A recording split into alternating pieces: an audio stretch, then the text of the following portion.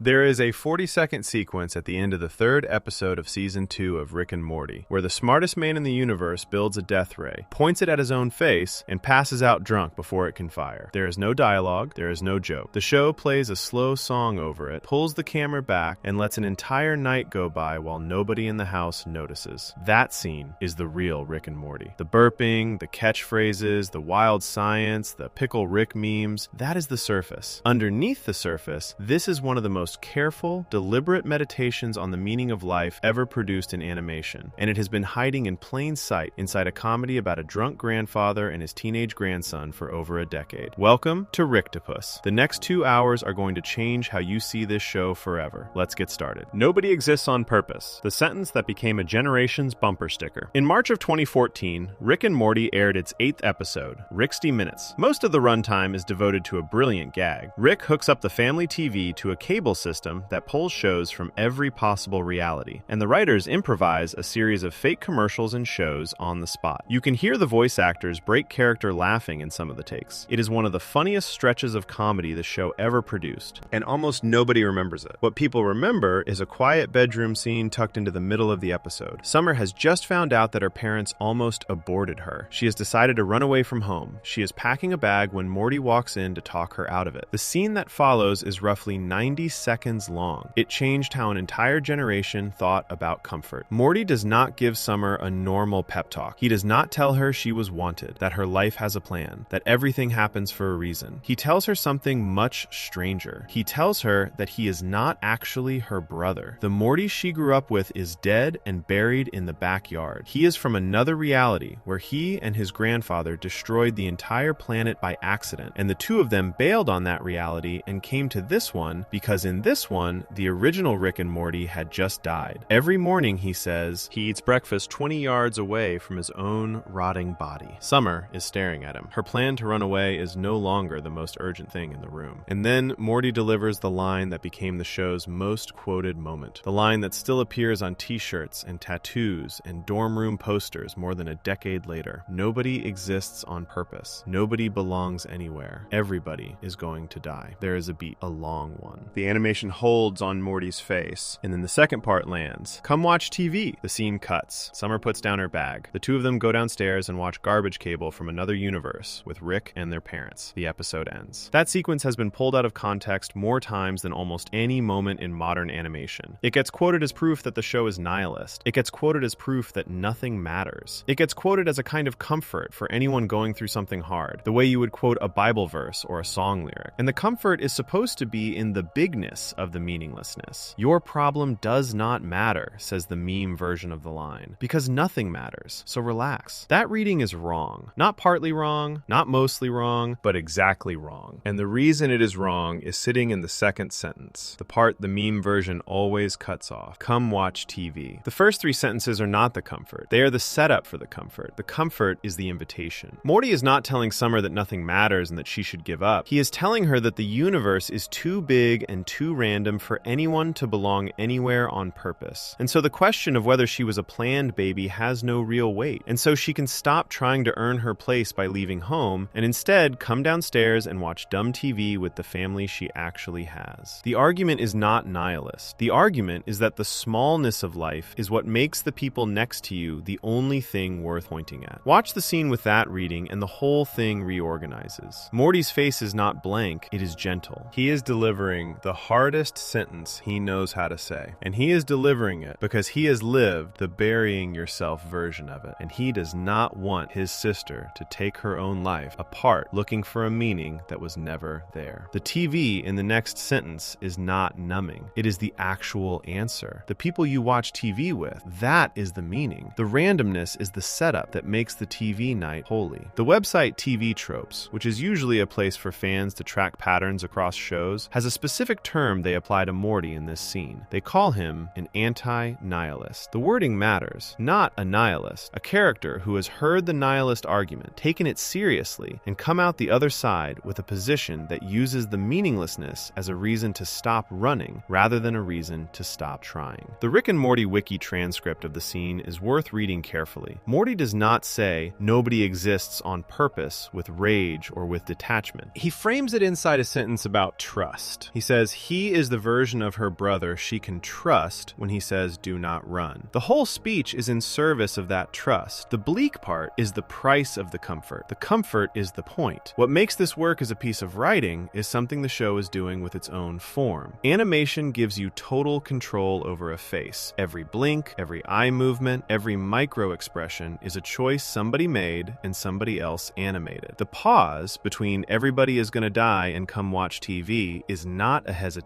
It is a beat the storyboard artist asked for. Somebody decided that the line had to land in two parts, with a hold in between, because the two parts are doing different jobs. The first part has to be hard enough to break Summer's plan. The second part has to be soft enough to put a new plan in its place. If you delivered both lines at the same speed, it would not work. If you delivered them with no pause, it would sound like a thesis statement. With the pause, it sounds like a hand reaching out. There is one more piece of context that explains why this scene hits the way it does, and it lives in an episode that aired 2 weeks earlier. That episode is Rick Potion number 9, and it is the episode where Rick and Morty actually destroy their original reality. It is the episode where Morty watches Rick dig 2 graves in the backyard. It is the episode where Morty has to drag the body of his other self through dirt and bury it. The closing scene of Rick Potion number 9 is one of the most disturbing endings in animated television. The song over it is sad. The animation is slow. Morty is shaking. The show does not look away. When Morty in 60 Minutes says he eats breakfast 20 yards from his own corpse, he is not making a joke. He is telling Summer something that actually happened to him on screen. The audience saw it. The trauma he is carrying is canon. And the speech he gives Summer about how nobody exists on purpose is being delivered by a kid who has personally watched his entire reality fall apart and has come out the other side with an actual answer about how to keep going. He is not theorizing. He is reporting back from a place he had to dig himself out of. This is why the scene works the way it does on a viewer who is 12, and why it works in a different way on the same viewer when they are 24. The 12-year-old hears the speech as cool and dark and a little bit funny. The "come watch TV" punchline reads as Morty being awkward. The 24-year-old hears the same words and recognizes that what Morty is doing is something a person learns to do only after something very bad has happened to them. The speech is what surviving sounds like when the survivor has not yet found prettier words for it. The cultural afterlife of the line is its own story, and it is not a happy one. The sentence got pulled off the show, stuck onto merchandise, printed without the second part, and turned into a kind of grim slogan for people who wanted to sound deep without doing the work the speech actually requires. Search the line on the internet and you will find it on coffee mugs and rolling papers and posters where the "come watch TV" part has been deleted entirely. Because the "come watch TV" part is the part that asks something of you. The first 3 sentences are easy to wear as a costume. The 4th sentence is a request to stop performing your sadness and go sit next to somebody. This pattern, the show says one thing, the meme version of the show says a flatter, dumber version of that thing, and the flatter version becomes more famous than the original, is going to repeat throughout this video. It happens with Pickle Rick, it happens with Wubba Lubba Dub Dub, it happens with the Szechuan sauce. The show keeps building careful arguments, and the culture keeps lopping off the part that takes effort to carry. 60 Minutes is the first time this happens, and it sets the pattern for everything after. There is something else worth noticing about where this scene sits in the show's first season. 60 Minutes is episode 8 out of 11. By this point in the show, the writers have already built the burying yourself reality. They have already shown Rick destroying the world. They have already shown Morty unable to process it. The 60 Minutes speech is not a thesis they are dropping into a sitcom. It is a load-bearing answer to a question the show has spent half a season setting up. The reason it sounds so worked out is that it has been worked out on screen for the audience to follow. And here's the part that the meme version really cannot carry. The speech does not say there is no meaning. It says there is no meaning that is built in. There is a difference. Built-in meaning would be the kind of meaning where the universe decided you were going to be born, and decided what your life is for, and decided whether you are a good person. The speech denies that, but the speech does not deny the other kind of meaning, the kind you build by sitting next to somebody on a couch and watching dumb cable with them. That kind of meaning is what "come watch TV" TV is asking Summer to participate in. It is the only kind of meaning the show ever defends, and it defends it constantly. Once you see that, you can go back through the entire show with this scene as the key, and almost everything starts to read differently. Rick's nihilism is not actually being endorsed. It is being placed next to the "come watch TV" answer over and over, and the show is asking you to notice the gap between the two. Rick says nothing matters, and then risks his life for his grandson. He says love is a chemical reaction, and then breaks down in a garage when his ex leaves him. He says he does not care about the family, and then turns himself into a galactic empire to keep them safe. The show is not confused about which of these things is the truth. The show has been telling you which one is the truth since episode 8 of season 1. People do not exist on purpose. Come watch TV. The first part is the world. The second part is the answer to the world. This is the foundation everything else in this video is going to build on. The show is not nihilist. The show is doing something much more careful and much harder. It is using the surface of nihilism as a kind of disguise for an argument about why the small things, family, friendship, the dumb shows you watch on a Saturday night, are the only things that have ever mattered. Rick is the character who keeps trying to convince himself otherwise. Morty is the character who, in the bedroom in episode 8, already knows the answer. The rest of the seasons are about how long it takes Rick to catch up. Before we move on, if you're enjoying this analysis, please consider subscribing. It helps the channel tremendously.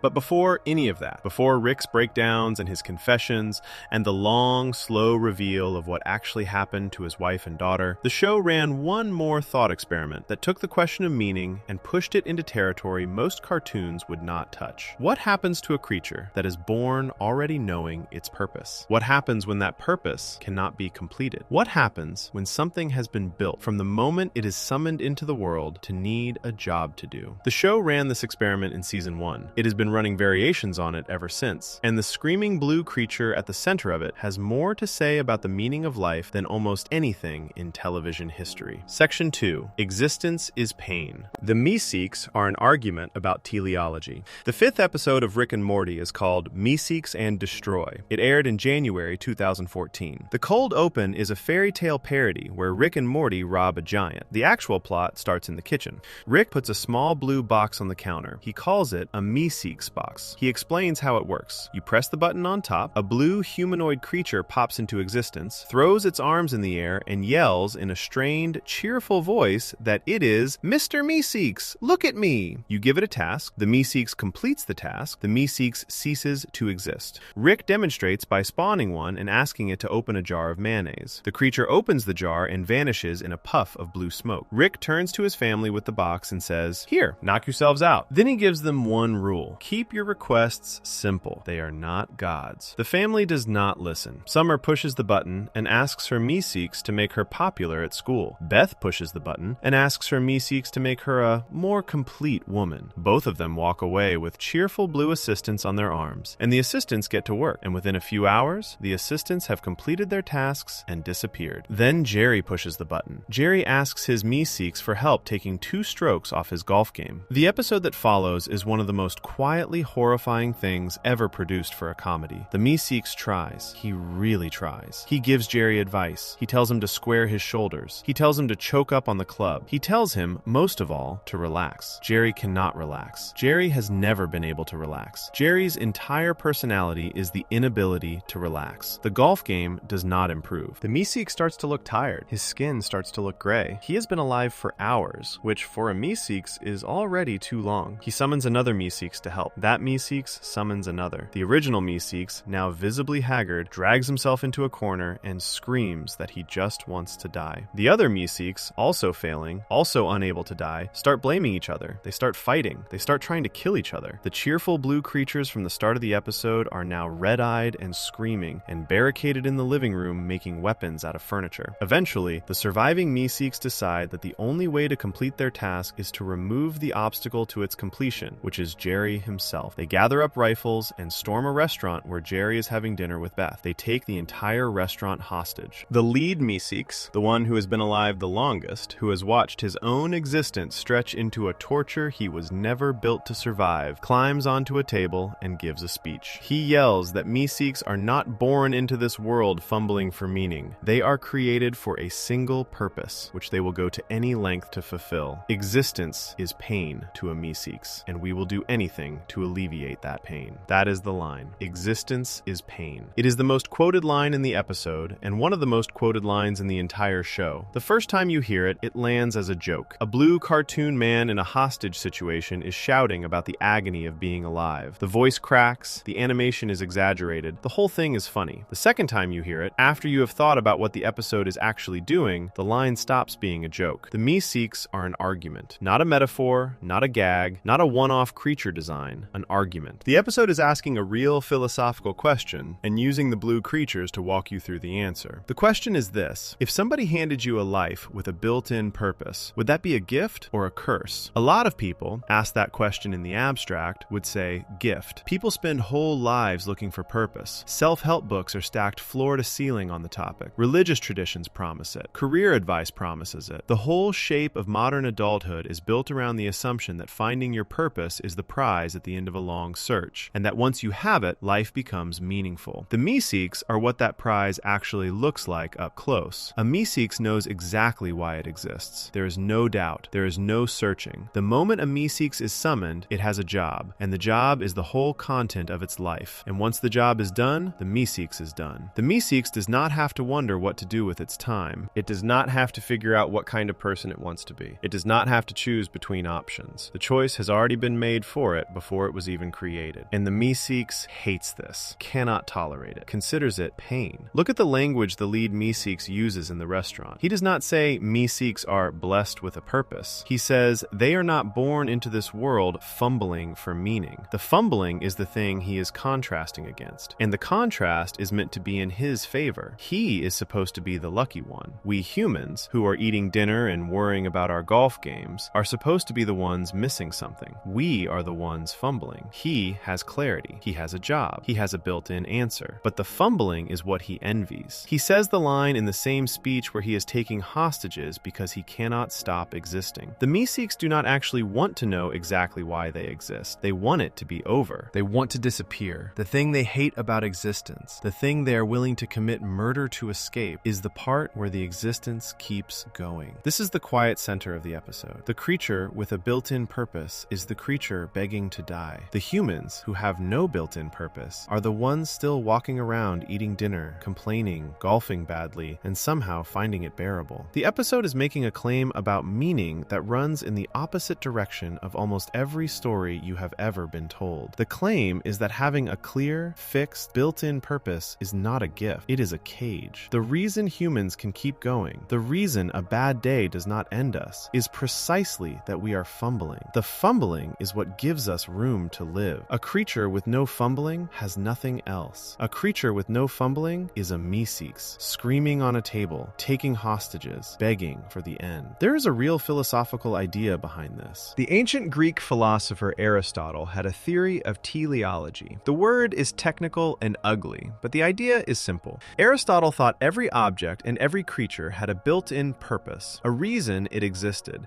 and the good life was the life lived in accordance with that purpose. A knife is meant to cut. A horse is meant to run. A human is meant to think. Find the built-in function, live according to it, and you flourish. The Meeseeks are designed Aristotle creatures. They are pure teleology. They have one function, and they exist to perform it. By Aristotle's logic, a Meeseeks should be the happiest being in the universe. It has no confusion about what it is for. It has no wasted moments. Every second of its existence is spent in pursuit of its proper end. And the Meeseeks are in agony. The episode is not subtle about this. Every Meeseeks who manages to complete its task vanishes happily. Summer's Meeseeks, who succeeds in making her popular, pops out of existence with a smile. Beth's Meeseeks, who succeeds in making her feel more complete as a woman, gets kissed and disappears in the same second. The successful Meeseeks are not the ones who have lived a full life. They are the ones who have been allowed to stop living at all. Success for a Meeseeks is not living well. Success is being allowed to die quickly. Beth has a line midway through the episode that gets glossed over a lot. She tells Jerry that the Meeseeks remind her of the boys she went to high school with. They would say or do anything, she says, to fulfill their purpose. The line is meant to be funny. Beth is making a joke about how teenage boys treat sex as a finish line, but it is also doing the philosophical work of the episode in plain English. People who treat their lives as a single goal, who reduce themselves to one purpose and chase it, end up flat the same way the Meeseeks are flat. Beth Beth has watched it happen. She married one of them. Jerry, in his way, is the human version of a Meeseeks. He has spent years trying to take 2 strokes off his golf game and has never managed it. He cannot relax. He cannot let it go. He has been chasing the same small, fixed goal for so long that the goal has eaten the rest of him. The reason the Meeseeks cannot fix Jerry is that fixing Jerry would require Jerry to become a different kind of person. A person who can hold a goal lightly and not be defined by it. The Meeseeks cannot teach him that because the Meeseeks themselves do not have it. They are also creatures who cannot hold a goal lightly. That is why they go insane. The resolution of the episode is the part that really completes the argument. After the hostage situation, after the violence, after Beth nearly dies, the way Jerry finally fixes his golf game is by giving up. Beth, in the middle of the standoff, gives him a pep talk. He picks up a broken shelf and a tomato. He swings the shelf at the tomato in front of all the Meeseeks. He swings well. The Meeseeks see his form, watch the swing, declare the task complete, and vanish, satisfied, in a row of blue puffs. Jerry's improvement does not come from chasing the goal harder. It comes from being released from the pressure of the goal. The Meeseeks could not give him that release because they were trapped in the pressure themselves. Beth could give it to him because Beth is a fumbling human. She could speak from outside the cage. The episode literally shows you that the way out of the Meeseeks problem is not better Meeseeks. It is the part of human life that no Meeseeks has access to. The part where you are allowed to not know exactly what you are for. This is the show's first real philosophical statement on the meaning of life. It does not arrive as a speech. It arrives as a creature design. The Meeseeks are blue, and they are loud, and they are funny, and the merchandise is everywhere. People put them on t-shirts the same way they put "Nobody Exists on Purpose" on t-shirts. And most of the people wearing the t-shirts have never thought about what the joke is doing. The joke is doing serious work. The joke is saying that a life without searching is not a life worth living. The joke is saying that the thing humans complain about, the open-endedness, the not knowing, the long, unstructured stretch between birth and death, is the only condition under which meaning can actually exist. Take it away, and you do not get a happy creature. You get a creature begging to be deleted. The Meeseeks return in small ways across the rest of the show. There is a Meeseeks at the Blips and Chits arcade in Season 2, helping a customer beat a video game and vanishing the moment the game is won. There is a Meeseeks in Season 4 who Rick summons to kill an alternate Morty. There is a comic book spinoff where a Meeseeks gets accidentally tasked with finding the meaning of life and goes on a long journey trying to complete a job that has no completion. Every appearance reinforces the same idea. A Meeseeks is what happens when meaning is given to you instead of being something you build. And the show, for all its loud surface nihilism, never once argues for the Meeseeks model. The show argues, again and again, that humans should be glad we are not Meeseeks. The fumbling we hate is the fumbling we should be grateful for. The unanswered question of what your life is for is not a problem to be solved. It is the condition that makes living possible at all. This is part of why the show's nihilist surface keeps falling apart on close inspection. A truly nihilist show would side with the Meeseeks. A truly nihilist show would say, look at these creatures. They haven't figured out. They know exactly why they exist. They get the prize, and then they get to leave. Rick and Morty does not say that. Rick and Morty shows you the Meeseeks dying on a restaurant table, screaming about the pain of being made for a single thing, and asks you to feel sorry for them. You cannot feel sorry for a Meeseeks unless you already believe that meaning is more complicated than a built-in purpose. The show wants you to feel sorry for them. The show is teaching you, episode by episode, what its actual position on meaning is. And the position is not nihilist at all. The position is that meaning is fragile and small and built by the person doing the living. And a creature who does not get to build its own meaning is a creature being tortured. Before we move on, if you're enjoying this analysis, please consider subscribing. It helps the channel tremendously. Once you have absorbed this, you can start to see the same idea showing up in the show's other big sci-fi inventions. The Meeseeks are an argument made through a single creature in a single episode. But the show, by Season 2, was already running the same kind of philosophical experiment on a much larger scale. There is a video game in this show. It lets you live an entire human life from childhood to death in about 15 minutes. The first time it appears, it is a joke, a side gag, a throwaway moment in an arcade. 5 seasons later, the show comes back to it and uses the same machine to ask the biggest question it has ever asked, with stakes the writers had been quietly setting up the whole time. Section 3, Roy, A Life Well Lived, and the question the show has been asking the whole time. time. The arcade is called Blips and Chits. It first shows up in the second episode of Season 2, an episode called Morty Night Run. Rick has just sold a high-powered weapon to an alien assassin named Crombopulus Michael, and he uses the money from the sale to take Morty to the arcade for the afternoon. The arcade is enormous, full of strange machines and stranger aliens. Rick walks Morty over to a specific game and tells him to try it. The game is called Roy. Full title, Roy, A Life Well Lived. Morty puts on a virtual reality helmet. The helmet plugs him into a simulation. From the outside, Rick is standing next to a kid in a chair with goggles on his face. From the inside, Morty has just become a baby named Roy Parsons, having a nightmare in his crib. He grows up. He goes to school. He plays football in college. He gets the nickname The Rocket. He meets a woman, marries her, has children. He works at his father-in-law's carpet store. He gets cancer. His family rallies around him. He fights his way back into remission. They hang a banner that says, "Cancer cannot beat the rocket." He returns to the carpet store. He works there for years. One day, at age 55, he is climbing a ladder in the store, and he falls and he dies. Morty pulls off the helmet. He has been wearing it for about 15 minutes of real time. Inside the helmet, he just lived an entire human life. He looks shaken. He looks the way somebody looks after a funeral. The arcade attendant looks at the score on the screen. Roy made it to 55 and says, "Not bad, not bad." Rick takes the helmet next, gets bored almost immediately, sends Roy off the grid into the wilderness,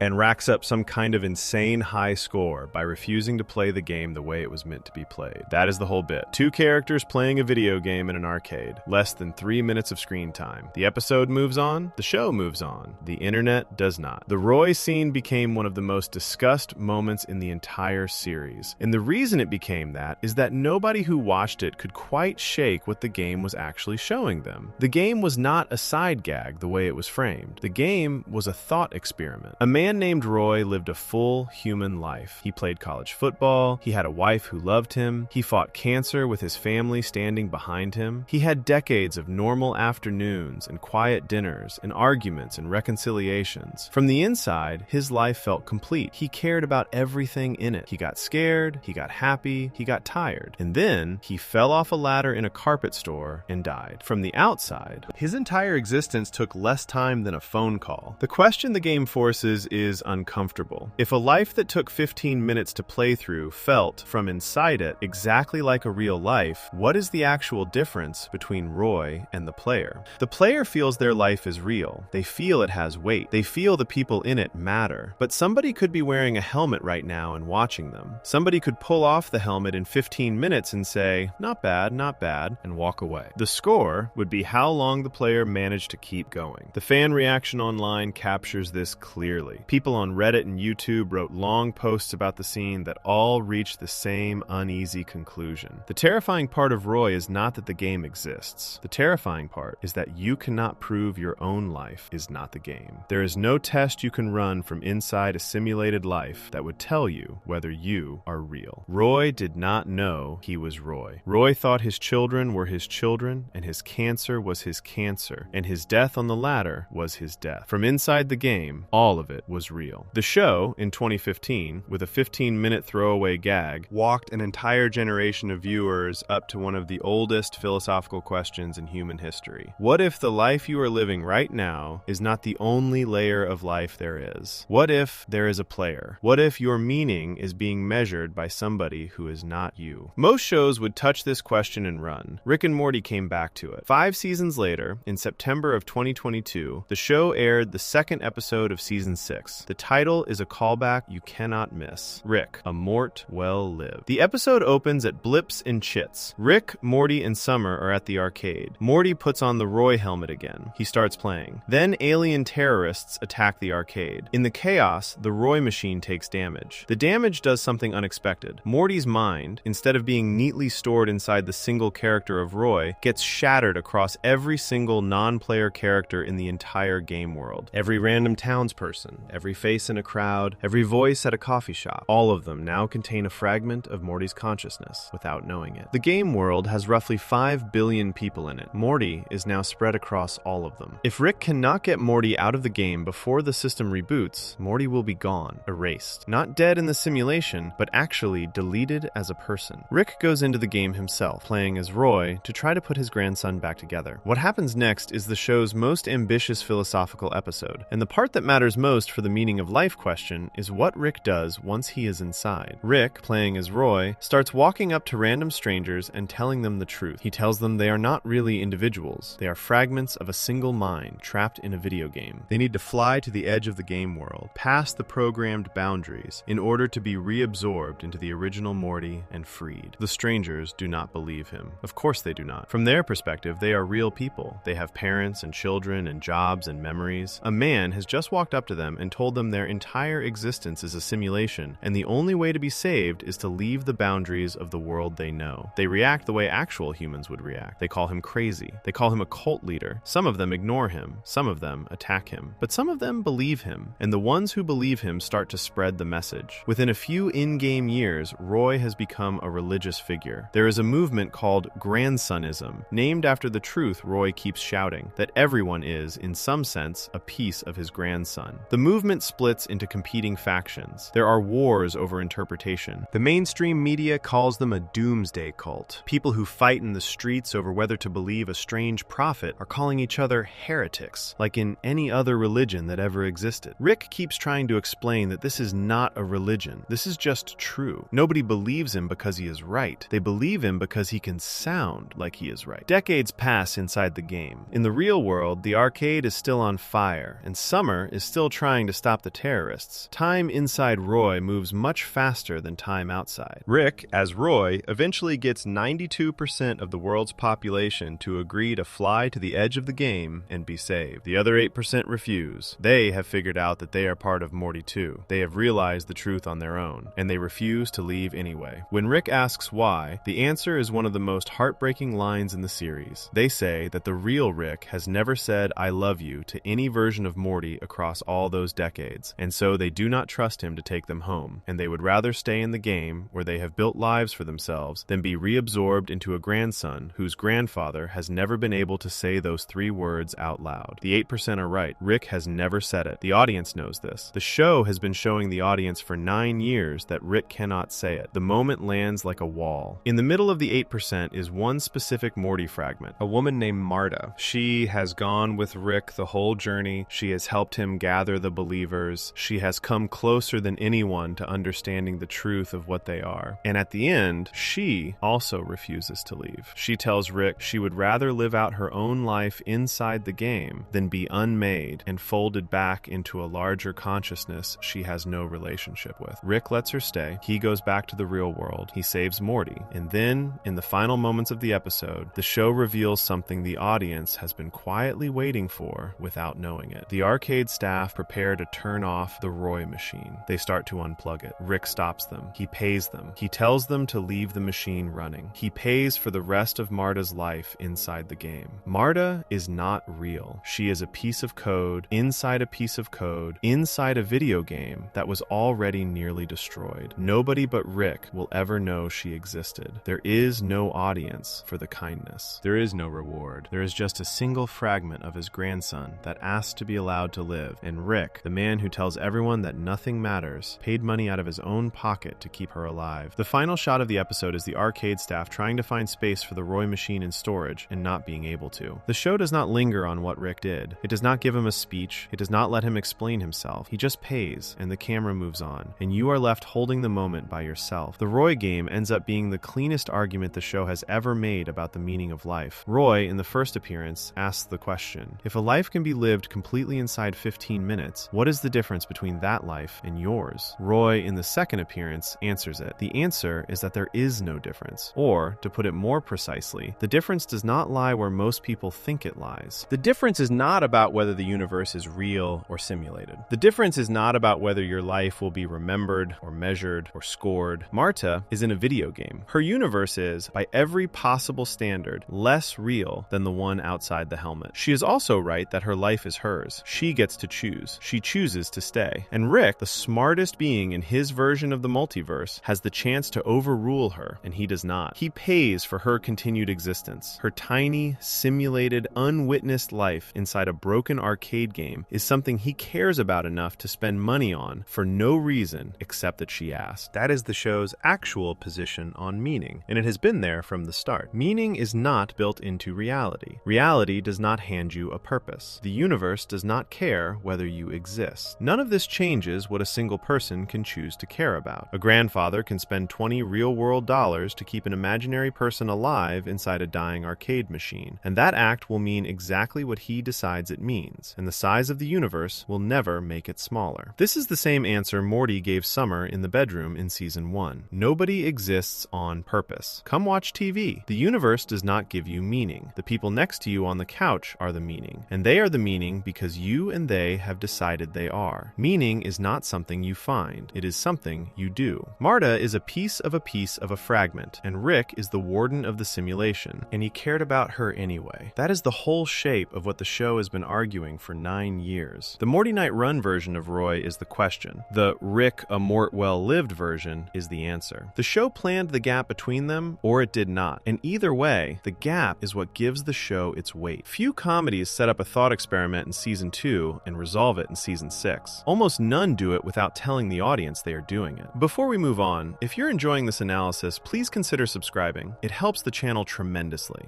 But there is one moment from the very first season that makes all of this even more pointed. Before Roy, before the Meeseeks, before Morty's bedroom speech to Summer, there was an episode where Rick and Morty actually did the thing the show keeps asking about. They actually destroyed the world. They actually buried their own bodies. The show, before it ever asked the meaning of life question in clean philosophical form, made its two main characters live through the answer the hard way. The episode that did this is the one that made Rick and Morty stop being a sitcom and start being whatever it became after. Section 4, The Cronenberg Burial, when the show decided consequences were real. The episode aired on January 27th, 2014. It was the 6th episode of the first season. The title was a joke, a play on an old doo-wop song from the 1950s called Love Potion No. 9. The setup looked like a standard cartoon plot. Morty has a crush on a girl at school named Jessica. Their school is throwing a dance called the Flu Season Dance. Morty wants Jessica to like him. He goes to his grandfather and asks for a love potion. Rick, reluctantly, makes one. He takes some hormones from a small mammal called a vole and mixes up a serum. He hands it to Morty and warns him it will only work on the person he uses it on. Morty takes it to school. He gets it on to Jessica. What Morty does not know is that Jessica has the flu. The serum, designed to stick to a single person, hops onto the flu virus. The flu virus, which is built to spread, starts spreading. Within an hour, every person at the dance is in love with Morty. Within a day, every person in the school is in love with Morty. Within 48 hours, every person on Earth who is not directly related to Morty is in love with Morty. Rick tries to fix it. He mixes up a new serum using DNA from a praying mantis. The praying mantis serum stops people from being in love with Morty. The praying mantis serum also turns them into giant praying mantis people who want to mate with him and then bite his head off. Rick mixes up a third serum, this one combining DNA from a koala, a rattlesnake, a chimpanzee, a cactus, a golden retriever, a shark, and a dinosaur. He releases it into the atmosphere. It works on the mantis problem. It also turns everyone on the planet, except for Beth, Jerry, and Summer, who are protected by being too genetically close to Morty, into hideous, deformed, twitching monsters. The show calls them Cronenbergs, named after a real-world filmmaker famous for movies about bodies turning into nightmares. The world is now overrun with Cronenbergs. Civilization has collapsed in 2 days. Rick and Morty are sitting on the roof of their house at sunrise, watching the wreckage of the human race below them. Most cartoons would, at this point, find a clever way to fix everything. The episode would end with the world reset, the joke punchline delivered, the credits rolling. The audience would understand that this is the kind of show where consequences do not really stick. That is not what happens. Rick, sitting on the roof, tells Morty he has a backup plan. The scene cuts. Suddenly, Rick and Morty are in the garage. The world looks normal. Rick is working on something. He asks Morty for a screwdriver. Morty hands it to him. Rick uses the screwdriver. The device explodes. Both of them are killed instantly, blown apart in a wet flash of red, their bodies left smoking on the garage floor. A portal opens. The original Rick and Morty step out of it. That is the trick. Rick has not fixed the world. He has decided to abandon it. He has used his portal gun to find a different reality, a parallel version of Earth where the disaster also happened, but where that universe's Rick managed to fix it, and then both of them died in an unrelated accident immediately afterward. Rick and Morty have just walked into a reality that has a Rick-shaped and Morty-shaped vacancy in it, and they intend to fill that vacancy. What follows is one of the most disturbing endings in the history of television comedy. Morty, sobbing, panicking, asks what is happening. Rick explains. There are infinite realities, he says. In a few of them, you fix fixed the love potion problem. In a few of those, you died right after. We are going to find one of those. We are going to take their place. The camera then pulls back to show the backyard of the new house. Rick and Morty are digging 2 graves. Morty drags the corpse of his alternate self across the grass. The body is fresh. The face is the same face Morty has every time he looks in a mirror. He puts the body in the hole. He shovels dirt onto it. The whole sequence is set to a song called Look On Down from the Bridge by Mazzy Star, a slow, sad, almost hymn-like piece of music. Nobody speaks. The only sounds are the song, the wind, and the shovel. The episode ends with Morty walking, alone, back into a house that is not his, to live with a family that is not his, while the body of the boy he replaced rots 20 yards from the kitchen window. There is no resolution. There is no joke at the end. There is no callback. The credits roll. This is the moment Rick and Morty stops being a sitcom. The first 5 episodes of the show are good. They are funny, they are sharp, they have moments of strangeness. They feel like a creative show with a bigger range than most of its peers. But Rick Potion number 9 is the moment the show makes its first real claim about what kind of story it is going to be. And the claim is this: in this show, consequences are real. When something goes wrong, it stays wrong. When something dies, it stays dead. The cleverness of the universe, the infinite realities, the portal gun, the science does not erase pain. It just gives you new ways to walk away from it. Walking away is what the episode is actually about. The Cronenberg disaster is the surface plot. The burial is the real plot. Rick has a tool that lets him leave any reality he wants. He uses it to leave the one he just broke. He brings Morty with him. He buries the bodies of the kids they are pretending to be. He starts a new life in a stolen house. And he does this without flinching, because for Rick, this is just what being smart looks like. Being smart means being willing to leave anything behind. Morty cannot walk away from this the way Rick can. He is 14 years old. He has just watched his entire reality collapse because he wanted a girl to like him. He has just helped bury his own corpse. He has left behind a version of his mother and father and sister who are now living in a wasteland, fighting off mutant monsters. The audience knows this. The show stays with the survivors of the Cronenberg world for a full minute at the end of the episode, showing Beth and Jerry, suddenly without their kids, suddenly close again, hunting Cronenbergs with a shotgun and falling back in love. The original Smith family is alive in there. The Morty who is now standing in the new garage is the only person in the universe who knows they exist, and he can never go back and tell them. The show does not let Morty process this. He does not get a therapy episode. He does not get a long monologue. He carries it. The next episode of the show is a goofy adventure about a mind-reading device. The episode after that is a high-concept gag about parasites that implant fake memories. The episode after that is Rixty Minutes, which is when Morty finally puts the burial into words. He sits on the bed across from Summer and tells her he has been eating breakfast 20 yards from his own rotting body. He uses the line that became the show's most famous quote: "Nobody exists on purpose, nobody belongs anywhere, everybody is going to die, come watch TV."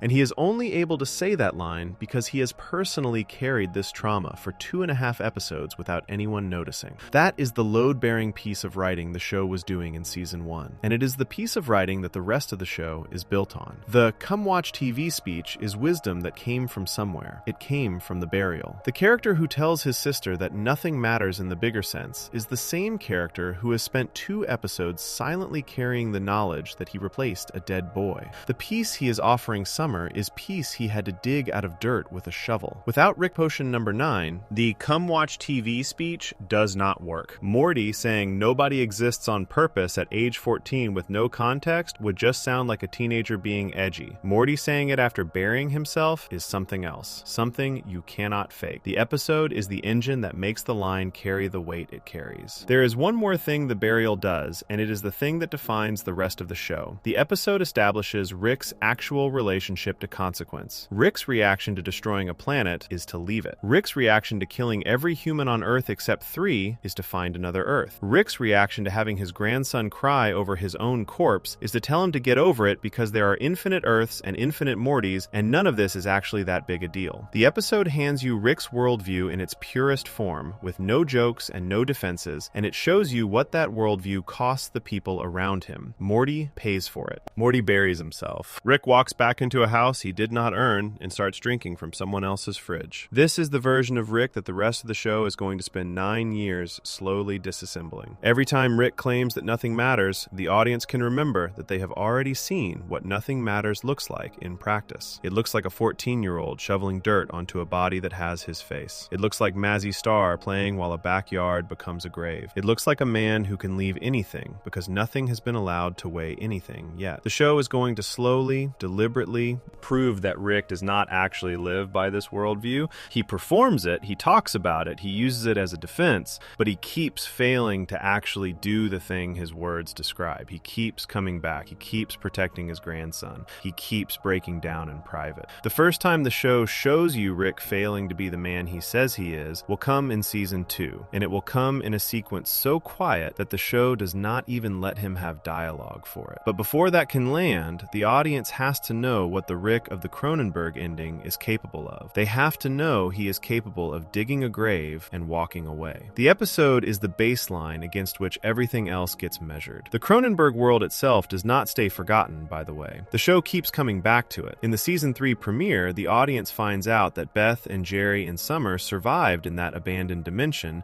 eating Cronenberg meat, scraping out a life. In a later season, Rick goes back to that house. The mother of his replacement family is dead by them. The father gets killed in front of him. The show treats the Cronenberg dimension like a graveyard the writers refuse to forget. The price of Rick's portal gun is that the people he leaves behind keep on living and keep on suffering, and the show keeps on knowing. That is the ethic of Rick and Morty in one episode. The ethic is that walking away is possible, and walking away is what Rick does, and walking away has a price, and the price is paid by the people the walker loves. The show will spend the next 9 years measuring exactly how high that price is. Beneath the comedy, beneath the burping, beneath the wild sci-fi, this is the bone the show is built on. Rick can do anything. Rick can solve anything. Rick can leave anything. The reason the show is a tragedy and not a power fantasy is that it has been showing you since season 1, episode 6, that the freedom to leave anything is not a gift. It is a wound. It is the thing that makes Rick the loneliest character in the multiverse. And the moment when the audience first started to feel the weight of that loneliness was a sunrise on a roof with a song nobody who watched it ever quite forgot, and a shovel in a backyard, and a boy with dirt on his hands learning that he was going to have to keep being alive in a house that was not his. Before we move on, if you're enjoying this analysis, please consider subscribing. It helps the channel tremendously. The show, having established that consequences inside a single reality can crush a person, goes on in seasons that follow to push the camera back even further. What happens to meaning when the threat is not from inside your world, but from above it? What happens when something looks down from outside the sky and decides whether your entire planet gets to keep existing at all? The show ran that experiment 3 different times in 3 different episodes on 3 different scales, and the answers it found are the next layer of the argument. Section 5. The Cromulons, the Microverse, the Citadel. 3 cosmic horror frames for the same question. The opening credits of Rick and Morty include, in plain sight, an image that almost no other primetime cartoon would put in its title sequence. It is a tentacled monster looming over a city, drawn in the style of an old horror illustration. The monster is a reference to a creature called Cthulhu, invented by the writer H.P. Lovecraft in the 1920s. Lovecraft built an entire genre around the idea that the universe contains beings so vast and so indifferent that human meaning, human morality, human purpose all crumble in their presence. The genre is called cosmic horror. The horror is not that the monsters are evil. The horror is that they do not even notice you. Rick and Morty, by putting Cthulhu in its credits, is telling the audience from the first frame that this is a show that takes cosmic horror seriously.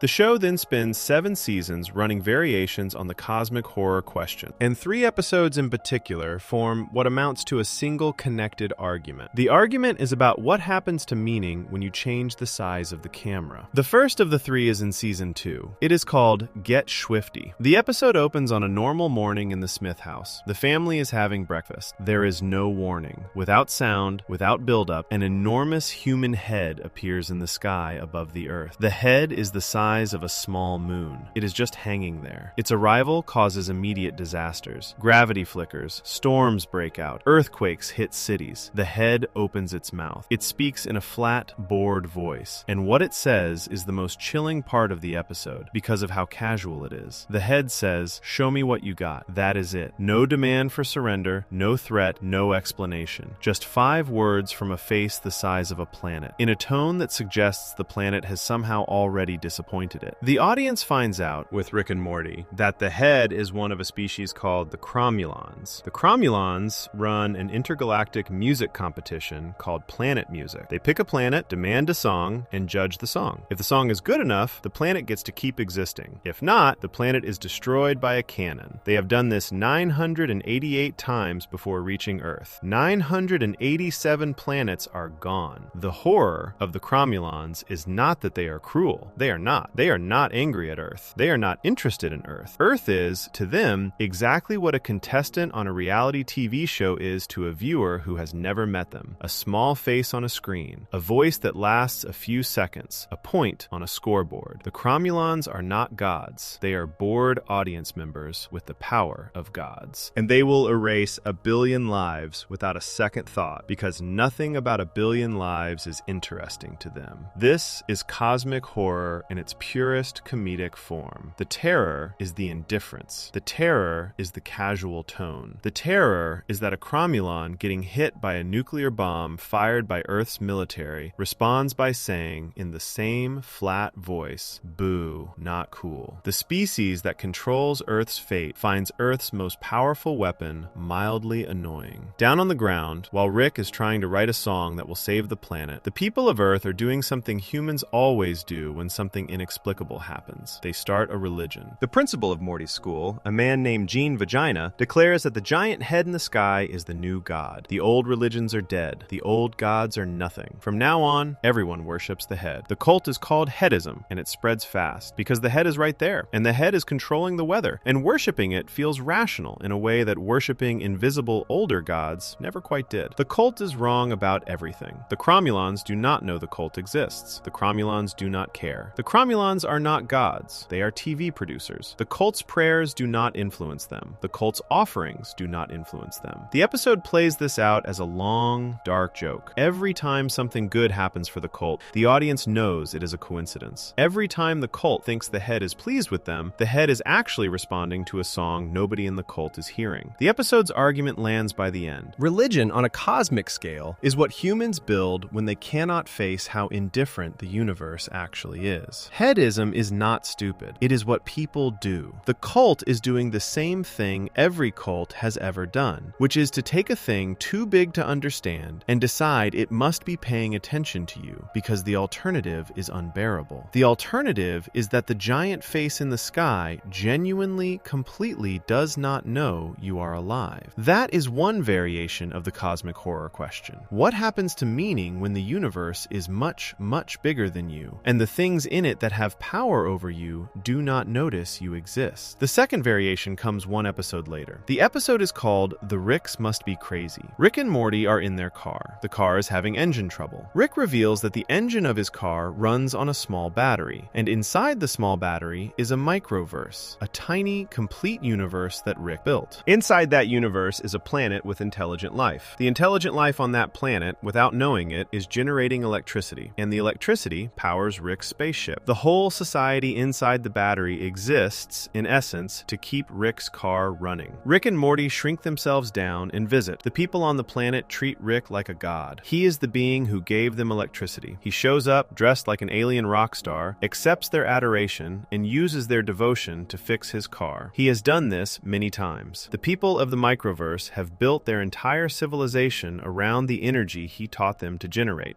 and the energy goes upward into a place they do not know exists, to power a vehicle owned by a man they think made the universe. The horror in this episode goes the other direction. In Get Swifty, the camera looked up at something larger than Earth and showed how small Earth is. In The Ricks Must Be Crazy, the camera looks down. It shows the audience that there is a Rick at the top of the chain, and below him is a god who is just running a battery, and below that god is another civilization, and below that one is another. The episode reveals that the scientist Rick visits inside the microverse, a man named Zeep, voiced by Stephen Colbert, has built his own microverse inside his own world. Zeep is a god to the people inside his battery. Rick is a god to Zeep. Somebody, the show implies, is probably a god to Rick. The terror in this episode is not the size of the universe, it is the structure of the universe. Power flows downward. Indifference flows downward. Every layer of consciousness is being used by the layer above it for something that the layer above it considers small. Zeep is generating generating power for Rick. Zeep's microverse is generating power for Zeep. Rick walks into a planet and tells the people there that they exist to keep his battery charged. And he is not lying. That is literally why their planet was made. If the Cromulons answered the question, what if the universe is too big? The microverse answers the question, what if you, yourself, are the unimportant part of somebody else's machine? What if the meaning of your civilization, from a perspective you cannot reach, is just to power something boring? What if you are not the protagonist? What if you are the battery? The two episodes together set up a brutal pair of mirrors. From above, you are too small to be noticed. From below, you are too useful to be free.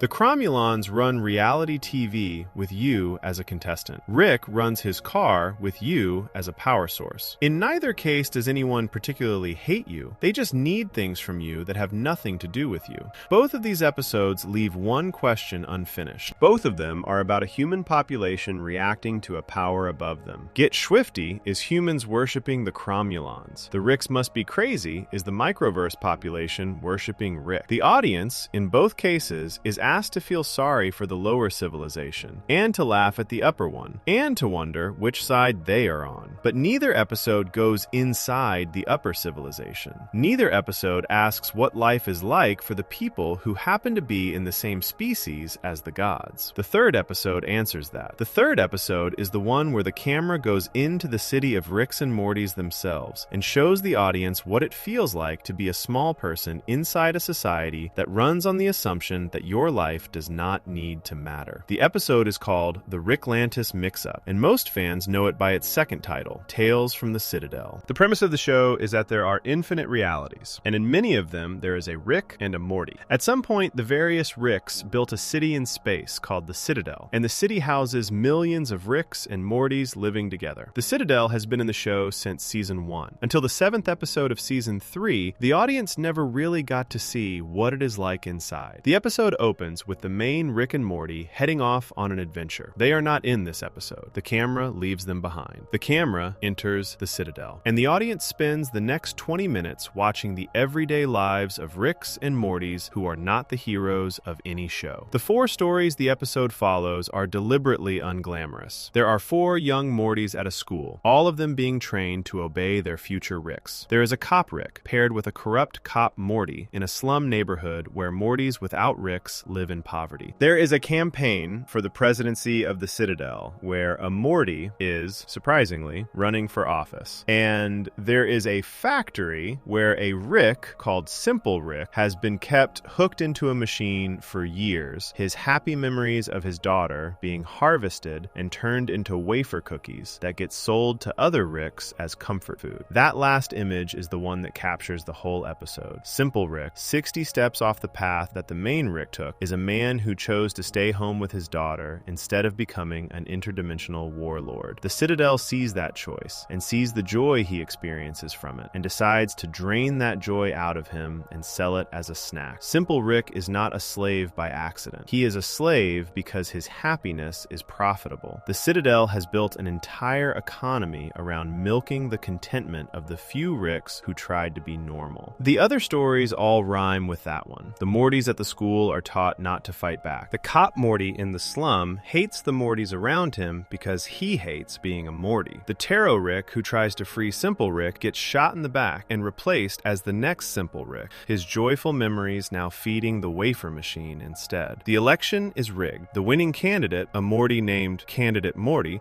who delivers a speech that sounds deliberately like Martin Luther King Jr., turns out to be the evil Morty the show introduced way back in season 1. He wins the election by promising change, and his first act in office is to walk into a room of secretly powerful Ricks and have them all killed. The episode closes on a slow shot of corpses floating outside the Citadel, dumped through airlocks during the campaign. There are hundreds of them. The Citadel is a graveyard with a flag. This is the third version of the cosmic horror question. What happens to meaning inside a society that has decided meaning is not allowed? Tales from the Citadel does not need a giant head in the sky. It does not need a microverse. It only needs a city of versions of the same 2 characters. And it shows that the same indifference that the Cromulons have for Earth, that Rick has for the microverse, exists inside the family. Every Rick in the Citadel treats every Morty as background. down. Every powerful Rick treats every weaker Rick as fuel. The cosmic horror has come home. The monster is not above. The monster is the structure of the world the characters built to keep themselves safe. What ties the 3 episodes together is one shared insight, and the insight is the heart of the show's philosophy. Indifference is not the absence of cruelty. Indifference is the most ordinary form of cruelty, scaled up. The Cromulons are not evil. They are not paying attention. Rick is not evil to his microverse. He is just running his car. The Citadel is not run by villains. It is run by people who decided at some point that the lives of Mortys were small enough to be ignored. This is cosmic horror, moved out of the haunted house and into the everyday. The truly horrifying possibility the show keeps showing the audience is not that the universe contains a big monster. It is that the universe contains a lot of beings of every size looking down, and that none of them have any reason to care. Meaning, in a universe like that, cannot be granted from above. There is nothing above to grant it. Meaning has to be made on the level you are living on. Meaning has to be made between people who are the same size as you. That is exactly what the show keeps quietly proving. Marta in the Roy game, Summer on the bed, Morty burying his other self. The meaning that survives in this show is always small, always between 2 people, always built from the inside, not handed down. The show keeps using cosmic horror to clear away the false versions of meaning, the ones built on imagined attention from above, so that the only kind of meaning left is the kind 2 people make in a kitchen or a bedroom or a garage. Before we move on, if you're enjoying this analysis, please consider subscribing. It helps the channel tremendously. The character who needs that lesson most is the one character the show keeps refusing to let off the hook, Rick. The man who claims he believes in nothing. The man who built a city of his own copies and walked out on it. The man who has spent a decade insisting he does not need anyone. The show, by season 3, decided to stop letting him insist. It put him in a room with a person whose entire job was to listen, and it gave that person a speech that the show has never let Rick fully recover from. Section 6, Pickle Rick and Dr. Wong, the episode where the show diagnosed itself. The episode aired on August 6, 2017. It was the 3rd episode of the 3rd season. It would go on to win the show its first Primetime Emmy Award for Outstanding Animated Program. It is, by a wide margin, the most quoted, most memed, most referenced episode in the entire run of the series. The title is 2 words long, Pickle Rick. The premise is the exact kind of premise a person who has never seen the show would imagine the show being made of. Rick turns himself into a pickle. He does this on purpose. He uses a serum he invented to transform his entire body into a small green vegetable, and once he has done it, he triumphantly announces to Morty that he has, in fact, turned himself into a pickle. He has a name for it. He calls it Pickle Rick. Morty, looking at his grandfather sitting on a workbench as a pickle, asks the obvious question, why? Why would you do this? Rick refuses to give a straight answer. He says, in essence, that he turned himself into a pickle because he could, and the only reason he is showing Morty is so Morty will be impressed. He keeps repeating the line in different inflections, like a magician demanding applause for a trick the audience does not understand. I turned myself into a pickle, Morty. Boom. Big reveal. I am a pickle. What Morty does not yet know is what is happening downstairs. Beth, Summer, and Morty are about to leave for a mandatory family therapy appointment. Beth has been ordered by Summer's school to attend the session. The whole family has to go. Rick has refused. Beth has been pleading with him, getting frustrated with him, walking around the house trying to get him to come along. The pickle moment, and Morty's confused presence in the garage, is the cover for what Rick has actually done. Rick has turned himself into a pickle specifically to avoid going to therapy. The plot of the episode then becomes one of the most over-the-top action sequences in animation history. The pickle rolls into a sewer drain. The pickle survives by killing rats with its teeth. The pickle uses the rats' bodies, with the help of a brain it operates from inside, to build a kind of rat mech suit that allows him to walk and fight and shoot guns. The pickle, now in a robot suit made of dead animals, fights his way through a foreign embassy in some unnamed European country. He kills dozens of armed men. He has a long, brutal hand-to-hand combat scene with a bald enforcer named Jaguar. He blows things up. He survives explosions. He bleeds. He keeps going. The reason all of this is happening, the reason the show is allowing this insane action sequence to take up most of its runtime,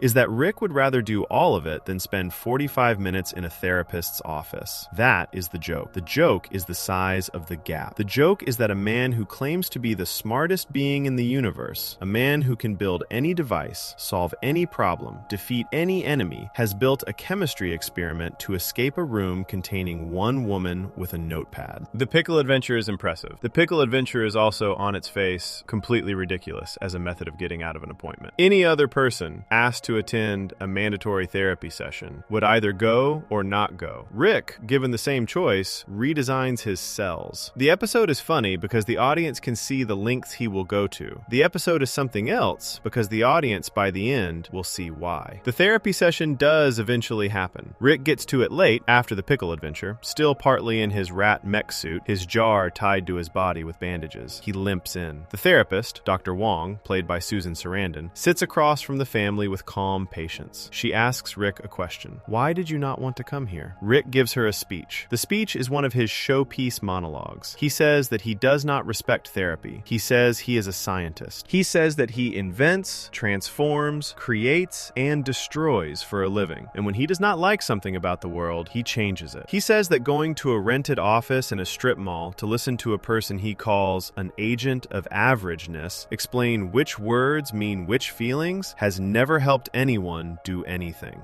He says that therapy probably helps a lot of people get comfortable and stop panicking, which he describes as a state of mind humans value in animals they intend to eat, but not something he wants for himself. He says he is not a cow. He says he is a pickle when he feels like it. It is a good speech. It is delivered with the rhythm and confidence of a man who has won 100 arguments. It is the kind of speech the audience has spent 2.5 seasons watching Rick win with, and the family, sitting on the couch around him, look defeated. Beth nods along. Summer looks tired. Morty looks like he has heard versions of this argument before. Then, Dr. Wong speaks. What Dr. Wong does next is something the show, up to that point, had never let happen. She does not get angry. She does not insult Rick. She does not try to be cleverer than him. She does not match his speed. She just looks at him calmly and tells him exactly what is wrong with him in language he cannot deflect. She tells him that the only connection between his unquestionable intelligence and the sickness destroying his family is that everyone in his family, including him, uses intelligence to justify sickness. She tells him that he seems to alternate between viewing his own mind as an unstoppable force and as an inescapable curse. She tells him she thinks the reason for that is because the only truly unapproachable concept for him is the idea that his mind is, in fact, his own and within his control. She points out that he chose to come to her office. He chose to talk. He chose to belittle her job, just as he chose to become a pickle. He is, she says, the master of his own universe. And yet he is, at this moment, dripping with rat blood and feces, his enormous mind literally vegetating by his own hand. Then she gives him the line that landed harder than almost any line in the show. She tells him she has no doubt he would be bored senseless by therapy, the same way she is bored when she brushes her teeth and wipes her own backside.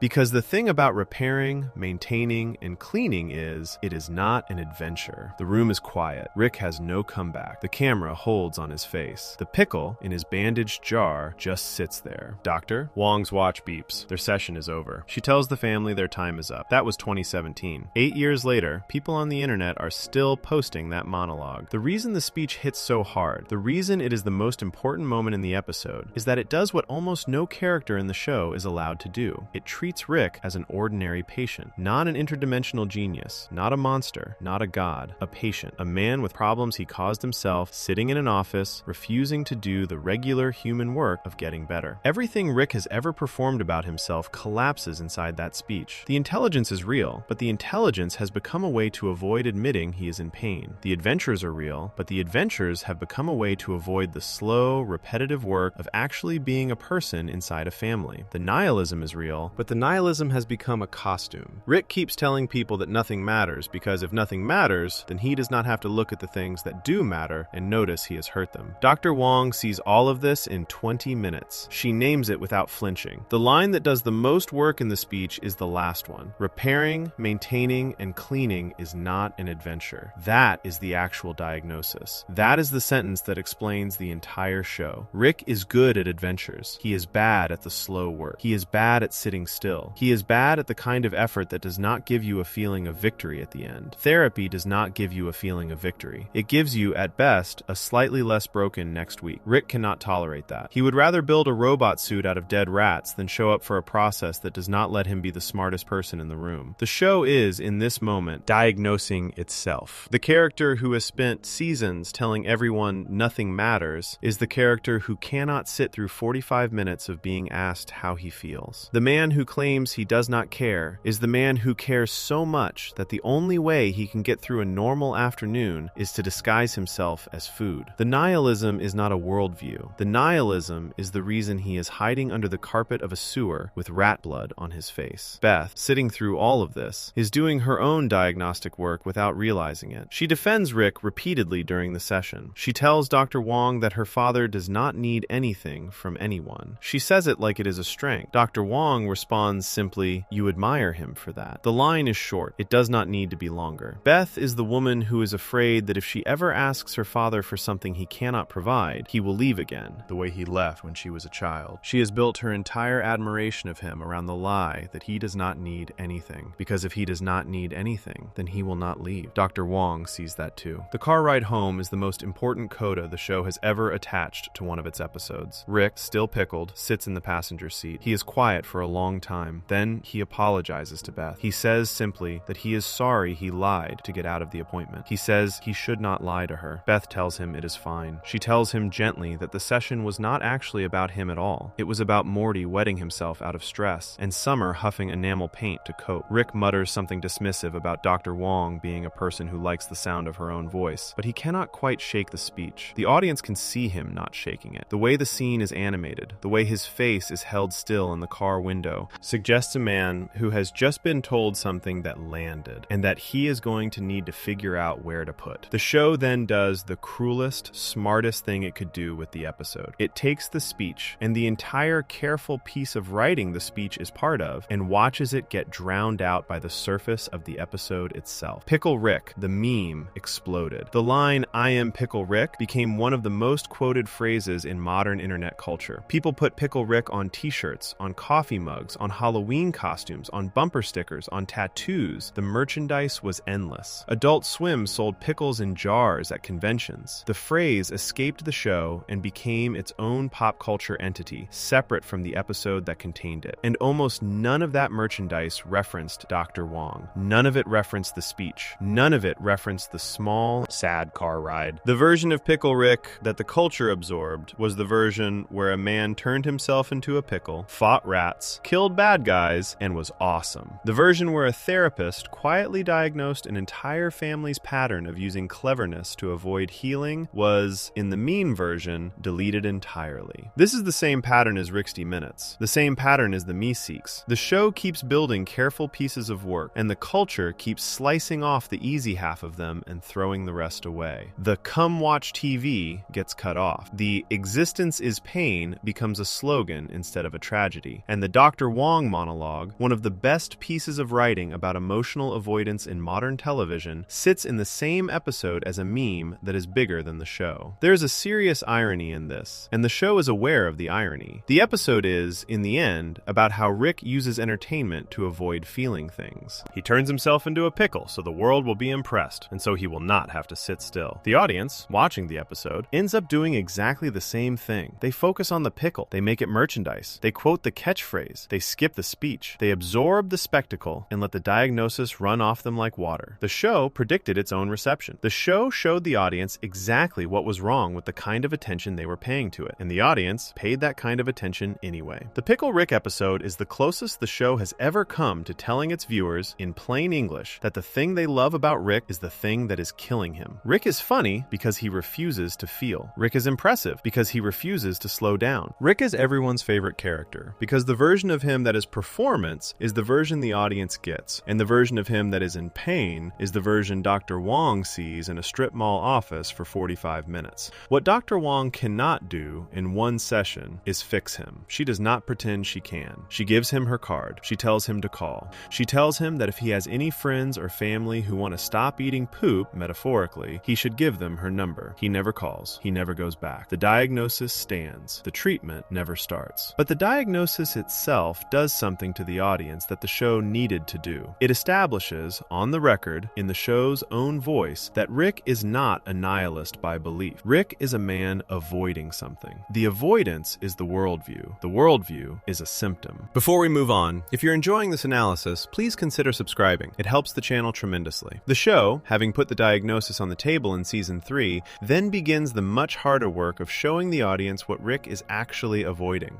The thing under the avoidance is so painful that even Rick, master of the multiverse, cannot face it directly. The closest the show has ever come to letting that pain into a single scene happened 2 seasons earlier, in the closing 2 minutes of an episode about a hive mind, with no dialogue, set to a song most viewers had never heard before. Most fans agree it is the saddest thing the show has ever done. It is also, scene for scene, the most honest thing the show has ever done. Section 7. Autoerotic Assimilation. The 40 seconds that made everything else make sense. The episode aired on August 9th, 2015. It was the 3rd episode of the 2nd season. It was written by Ryan Ridley. It is, by the agreement of most longtime fans and most critics, the moment Rick and Morty stopped pretending it was a comedy in any normal sense of the word. The title is Autoerotic Assimilation, and the episode runs 22 minutes. And the part of the episode that matters most is the last 2 of those minutes, in which almost nobody speaks. The setup is, on paper, one of the show's wilder premises. Rick, Morty, and Summer respond to a distress call from an alien spaceship and discover that the entire crew has been taken over by a hive mind. A hive mind is exactly what it sounds like, a single consciousness that controls many bodies. The hive mind in this episode has a name. The name is Unity. Rick, the moment he sees what kind of being is in control of the ship, gets a look on his face that the audience has never quite seen before. He looks happy. Happy in a soft way. Surprised even. He knows Unity. They have a history. It turns out Unity is one of Rick's exes. Unity has, since their last meeting, taken over an entire planet. Every man, woman, child, and animal on the planet's surface is under Unity's control. They speak with Unity's voice. They move with Unity's coordination. They are, in a real sense, all the same person. Rick, reunited with this hive mind, decides to take a vacation. He stays on the planet. He uses Unity's bodies to throw the biggest party he has ever thrown. He drinks. He takes drugs. He has sex with hundreds of people simultaneously, all of whom are, technically, the same person. The show plays this for laughs in the way it plays a lot of dark things for laughs. The party is huge. The chaos is glorious. Rick is, for the first time the audience has ever seen him, genuinely enjoying himself. In the background of this party, Morty and Summer are getting nervous. They have noticed something. The longer Rick stays with Unity, the more Unity's control over the planet starts to slip. Cities get sloppy. Bodies start crashing into each other. A war breaks out between 2 assimilated groups that suddenly remember they used to hate each other. Unity is losing focus because Unity is on a bender with Rick, and the bender is taking up so much of the hive mind's attention that the rest of the planet is unraveling. Morty and Summer try to intervene. They tell Rick he needs to go home. They tell Unity that Rick is bad for it. The kids, who have been on enough Rick adventures by season 2 to know what they are looking at, recognize the pattern. They have seen Rick take a person and slowly turn that person into a worse version of themselves. Unity, who is composed of millions of people, is being dragged down faster than any single individual ever could be, because the damage scales. Unity figures it out before Rick does. While Rick is in another room, Unity writes him a letter and disappears. The letter is read aloud by one of the bodies Unity has chosen to leave behind for the moment of the goodbye. Unity tells Rick that they cannot be together. Unity tells Rick that the reason they cannot be together is that they are too similar. Both of them, Unity says, turn other people into mirror images of themselves. Unity does it through assimilation, by literally taking control of bodies. Rick does it by being such a strong personality that everyone around him eventually starts to behave like a smaller version of him. Unity tells Rick, in one of the most quietly devastating lines in the show, that in a strange way, Rick is better at what Unity does, without even trying. Rick reads the letter. He has no response. The party is over. Unity is gone. The planet is no longer assimilated. The bodies of every person on the planet are now scattered, alone, free for the first time in years, and ready to start fighting each other in earnest. Rick takes Morty and Summer back to Earth. The first 19 and a half minutes of the episode have been, for the most part, an ambitious comedy episode with serious undertones. The show could have stopped there. The show could have ended on Rick rolling his eyes at the breakup letter, making a joke about the next X on the list, and walking away. That would have been on brand. That would have matched the tone of every other episode where Rick lost something and pretended not to care. That is not what happens. The last 2 minutes of autoerotic assimilation are the most important 2 minutes of the entire show. Rick gets home. He walks into the house. Beth is waiting for him. There is a side plot in this episode, which is that Beth and Jerry have been arguing in the basement of the house, where they discovered an alien Rick had been keeping locked up. Beth is angry. The alien escaped. Beth confronts Rick about hiding things from the family. She is loud. She is ready for a fight. She wants Rick to push back so she can finally have it out with him. Rick does not push back. This is the first wrong note. Rick, who never loses an argument, who never apologizes, who never lets his daughter be in the right, simply concedes. He says, fine. He nods. He walks past her. He goes into the garage. He shuts the door. Beth stands in the hallway, suddenly without an opponent, suddenly with a feeling in her stomach that something is not right. In the garage, the music starts. The song is called Do You Feel It by a band called Chaos Chaos. It is a song most of the audience had never heard before this episode. After this episode, the song became one of the most associated pieces of music in the show's history. It is gentle. It is sad. It has a slow, simple female vocal that almost sounds like someone humming to themselves. The song begins and the show stops needing dialogue. Rick walks across the garage. He pulls open a drawer. He starts assembling a device. The audience can see, if they look carefully, that the parts of the device were already there. Rick had laid them out in advance before the family even came home from the wedding planet. The device was ready. The death ray was ready. He was ready. He lifts a frozen container out of a freezer. Inside the container is a small, deformed creature. The creature looks like one of the Cronenberg monsters from the first season. The audience never finds out, definitely, what the creature is. There is a fan theory that it might be the malformed result of something between Rick and Unity. There is another theory that it is something Rick has been trying to cure for a long time. The show never tells us. The show does not need to. What the show needs us to see is what Rick does with the creature. He thaws it out. The creature wakes up. It is in obvious pain. It twitches. It cries. It is not a creature that should be alive. Rick looks at it for a long moment. Then, gently, with the kind of softness the audience has almost never seen from him, Rick comforts it. He holds the creature carefully. He soothes it. He says nothing. The music keeps playing. Then he aims the death ray at the creature, and he vaporizes it. A flash of light. The creature is gone. Rick is now alone in the garage. He turns the death ray around. He angles it at his own head. He sits down on his stool. He puts his face into the path of the beam. He activates the timer. The machine begins to charge. Rick is in this moment planning to die. The machine takes a few seconds to charge. Rick, who has been drinking heavily through the entire episode, is too drunk to stay awake. His head slumps. His chin hits his chest. He passes out in the path of the beam before the beam can fire. The machine sits there. The light builds and builds, and then the timer runs out. The safety kicks in, and the machine simply stops, having not fired, because the man in front of it has lost consciousness too soon to be killed by his own invention. The camera holds on Rick. Then the camera pulls back. The camera keeps pulling back. The shot becomes wider and wider, and an entire night passes. The light in the garage shifts from electric blue to gray to dawn. Birds start chirping outside. The morning comes. Rick is still slumped over his workbench. Nobody has come to check on him. The kids are in bed. Beth is in her room. Jerry is somewhere in the house. None of them have any idea what just happened. The episode ends with one final shot. Jerry, in the driveway, cheerfully whacking weeds with a weed whacker. He is unaware. He is happy. He is across the lawn from a man who tried to kill himself last night and would have succeeded if he had been slightly less drunk. The cheerful sound of yard work plays over the credits. The song fades. The episode is over. That is the scene. That is 40 seconds of attempted suicide set to a slow song with no dialogue, no joke, no resolution,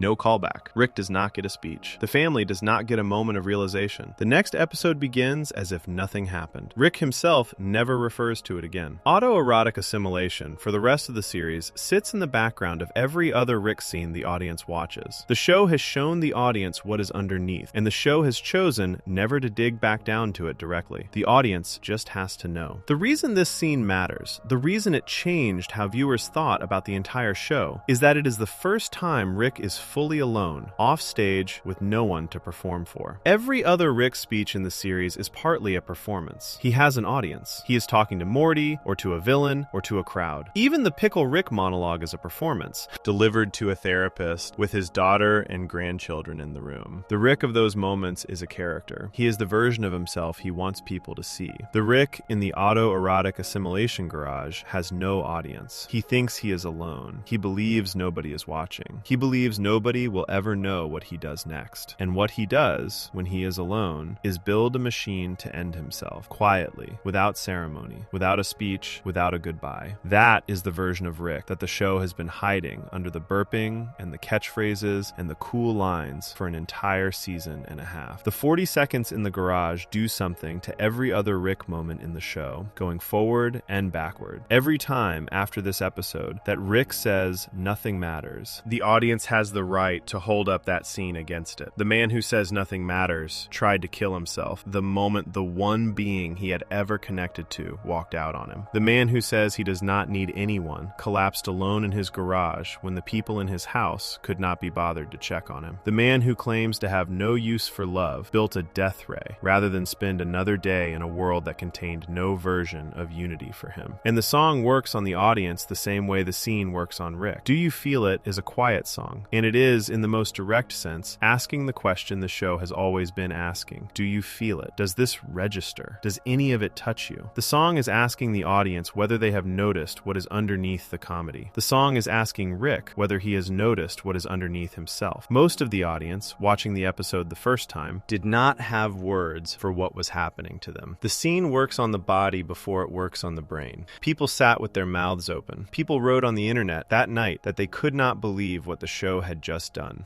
There is one more layer to the scene that became more painful with every season after. The Cronenberg creature Rick mercy kills before turning the gun on himself looks like one of the creatures from the world he destroyed in season 1. The audience can read this two ways. Either Rick has been keeping a piece of that ruined world in his garage for 18 episodes, trying to fix it and failing, or Rick has been keeping that creature for some other reason the show never explains. Either way, the moment with the creature, before the moment with himself, is a tiny act of compassion. He puts the creature out of pain before he tries to put himself out of pain. He cannot bear to leave a suffering thing alive in the room he is about to die in. The man who tells everyone he does not care is the man who, in his last sober minute, refuses to let a malformed alien die alone. Autoerotic assimilation, in those 40 seconds, told the audience the actual shape of the show. The actual shape is not comedy. The actual shape is a portrait of a brilliant, lonely, self-loathing man who has built an entire personality around the claim that nothing matters because the alternative is unsurvivable for him. Everything else the show is going to do, every reveal it is going to make about Rick's past, every confession it is going to extract from him in later seasons, sits on top of the foundation laid by these 40 seconds. Before we move on, if you're enjoying this analysis, please consider subscribing. It helps the channel tremendously. The show would not return to a moment this bare for several seasons. When it did, the moment was a different kind of bare. It was a save point inside a video game, and it was an unnamed girlfriend, and it was a plane crash, and it was a question about whether a person should be allowed to undo the mistakes that made them who they are. The show used that next episode to argue, more directly than it had ever argued, what consequences actually do to a person, and why having a button to erase them might be the worst possible gift a man could give his grandson. Section 8, The Vat of Acid, episode, When Consequences Become the Definition of Meaning. The episode aired on May 17th, 2020. It was the 8th episode of the 4th season. It was written by Jeff Loveness and Albro Lundy, and directed by Jacob Hare. It would go on to win the show its second Emmy Award. The title is, on purpose, a gag, The Vat of Acid episode. The show is daring you to think the title is the joke. The cold open looks like a normal Rick and Morty opening. The two of them are flying to a meeting with alien gangsters to do a crystal trade. Rick warns Morty that if anything goes wrong, Morty should jump into the same vat of acid that Rick jumps into. Morty asks, what vat of acid? Rick explains that he scouted the warehouse in advance and placed a vat of fake acid among the real ones. The fake vat has air hoses at the bottom and a hidden pile of bones, so they can fake their deaths if the deal goes wrong. The deal goes wrong. They jump in. The bones float to the surface. The plan should work. The gangsters do not leave. The lead gangster sits down and starts to have a nervous breakdown. He cries. His men talk to him gently. They debate whether to test the acid. This goes on for a long time. Long enough that Morty cannot take it anymore. He surfaces. The gangsters see him. Rick is forced to kill them all in a quick burst of violence. In the car ride home, Morty is furious. He tells Rick that the vat plan was the worst plan he has ever seen. He challenges Rick. He says, build me a save point. Rick refuses. He says, in a line that becomes very important by the end of the episode, that he does not respect time travel. Morty pushes back. He says it is not time travel. It is a save point, like in a video game. A button you press to mark a moment. If something goes wrong later, you press the button again, and you go back to the moment you save. Rick, fed up, builds it. He hands Morty a small remote with one button on it. He does not explain how it works. He goes back to whatever he was doing. Morty starts using the remote. What follows is roughly 10 minutes of the most concentrated joke writing in the show's run. Morty uses the save point to live without consequences. He picks fights and resets when he loses. He says embarrassing things to crushes and resets. resets. He commits crimes and resets. He lives, for a while, in a world where every mistake is erasable. Every word can be unsaid. He is happy. And then he meets a girl. The girl has no name. The show never gives her one. She is walking into a coffee shop. Morty, on impulse, presses the button to mark the moment. He has decided that whatever happens next, he wants to be able to come back to this exact second. The next 4 minutes of the episode are something Rick and Morty had never done before. The episode steps fully out of its own genre. There is no Rick, there is no science fiction, there is no comedy in the normal sense. There is just a fast forward through the relationship between Morty and this girl, and the camera shows the audience the entire thing. First dates, late night phone calls, arguments, reconciliations, the slow work of a real relationship building between two young people. The two of them go on a trip together. The plane they are on crashes in the mountains. They survive the crash but are stranded in the snow. They run out of food. They start to die from hunger and cold. They debate in tears whether they should eat the bodies of the dead passengers around them. They eat the bodies, they live. Morty has the save point button in his pocket the entire time. He can press it whenever he wants. If he presses it, the plane crash never happens. The relationship never happens. He could undo all of it. He does not press it. He chooses to live through the plane crash. He chooses to live through the cannibalism. He chooses every time he could press the button to keep the relationship he has, even if the price is suffering through the worst experience of his life. The two of them are rescued. They come home. Morty leaves the save point remote on the kitchen counter. Jerry, doing what Jerry does, mistakes it for a TV remote and presses the button. The save point is overwritten. In 1 second, the relationship Morty fought to keep, the months of love, the trauma he refused to undo, all of it is gone. The girl no longer exists in Morty's life. She has never met him. Morty, frantic, runs to find her. He approaches her on the street. She does not know him. She pepper sprays him in the face. He falls down, sobbing on the sidewalk, blinded, while the woman he just spent a relationship with walks away from him as a stranger. This is the 10-minute version of the entire question the show has been asking for 4 seasons. What does it mean to have something matter to you? What does it mean to choose to suffer for it? What does it mean to lose it without warning? The answer the episode gives is that mattering and suffering are the same thing. The relationship was real because Morty chose to keep it under conditions where keeping it cost him. He could have undone it and chose not to. The loss hurts because the meaning was real. Morty, broken, returns to Rick. He admits that Rick was right. He says he has learned his lesson. He says you cannot live without consequences. He gives a small, sincere speech about how he understands now. Rick listens with no expression. Then he says the speech is a beautiful thought, but no. What Rick reveals next is the gut punch the entire episode has been building to. The save point button never worked the way Morty thought. There were no resets. There were no do-overs. Every time Morty pressed the button, the device transported him to a slightly different parallel reality, and the version of Morty who already existed there was killed to make room. Each press had a body count of 1. The Mortys who lived through the mistakes did not get erased. They died. They died over and over, hundreds of times. Every time Morty wanted a do-over, Morty starts to count in his head how many times he pressed the button. He starts to break. Rick keeps going. He reveals that he merged all the realities. The consequences that Morty thought he was escaping have all caught up. Outside the house, an angry mob from all the realities Morty wronged is gathering. The only way out is for Morty to fake his death by jumping into a fake vat of acid. The same plan Morty mocked at the start of the episode. Morty jumps into the vat. The crowd, watching, believes he is dead and leaves. Morty climbs out, soaked in fake acid, defeated. Rick has won the argument. He has proven, in the cruelest way available, that the vat of acid plan was a good plan. The vat of acid episode is, on the surface, an essay about how cruel Rick is. It is also, underneath that, the show's clearest argument about the meaning of life. And the argument runs through the plane crash sequence, not the cruelty. Here is what the episode is actually saying. Meaning is made of consequences. A choice that can be undone is not really a choice. A relationship that can be erased without cost is not really a relationship. A life that can be reset like a video game is not really a life. The thing that gives a moment weight is the fact that you cannot get out of it. Morty's relationship with the girl in the coffee shop was meaningful, was real, was worth surviving cannibalism for, precisely because Morty refused to press the button. The moment he refused is the moment the relationship became real. He paid in suffering. The suffering bought him something genuine. That is what life is. Rick's reveal at the end does not contradict that. It makes it sharper. Every time Morty did press the button, a real Morty died. Consequences are not a feature of the universe. Consequences are the universe. Pressing the button does not erase them. It just shoves them onto somebody else. The director Jacob Hare, the man who directed directed the episode, has been open about a quiet detail of the production. The plane crash sequence, the 4-minute wordless love story, was added to the episode as filler. The episode was running short. They needed more content. The team built the relationship in the snow as last-minute material. That accidental sequence is now one of the most cited emotional scenes in the entire show. The scene that was built to fill time is the scene that landed harder than almost anything else. The reason it landed is that the team, even when they thought they were just plugging a runtime hole, instinctively reached for the same thesis the show has been building since season 1. Two people in pain, choosing each other when they could choose to walk away, is the thing that makes life worth living. Everything else is decoration. The episode also functions as a quiet rebuttal of every nihilist line Rick has delivered up to that point. Rick has spent 4 seasons telling everyone that nothing matters. The episode forces him to demonstrate, in a controlled experiment, what it would actually mean if nothing mattered. The save point button is the world Rick claims to live in.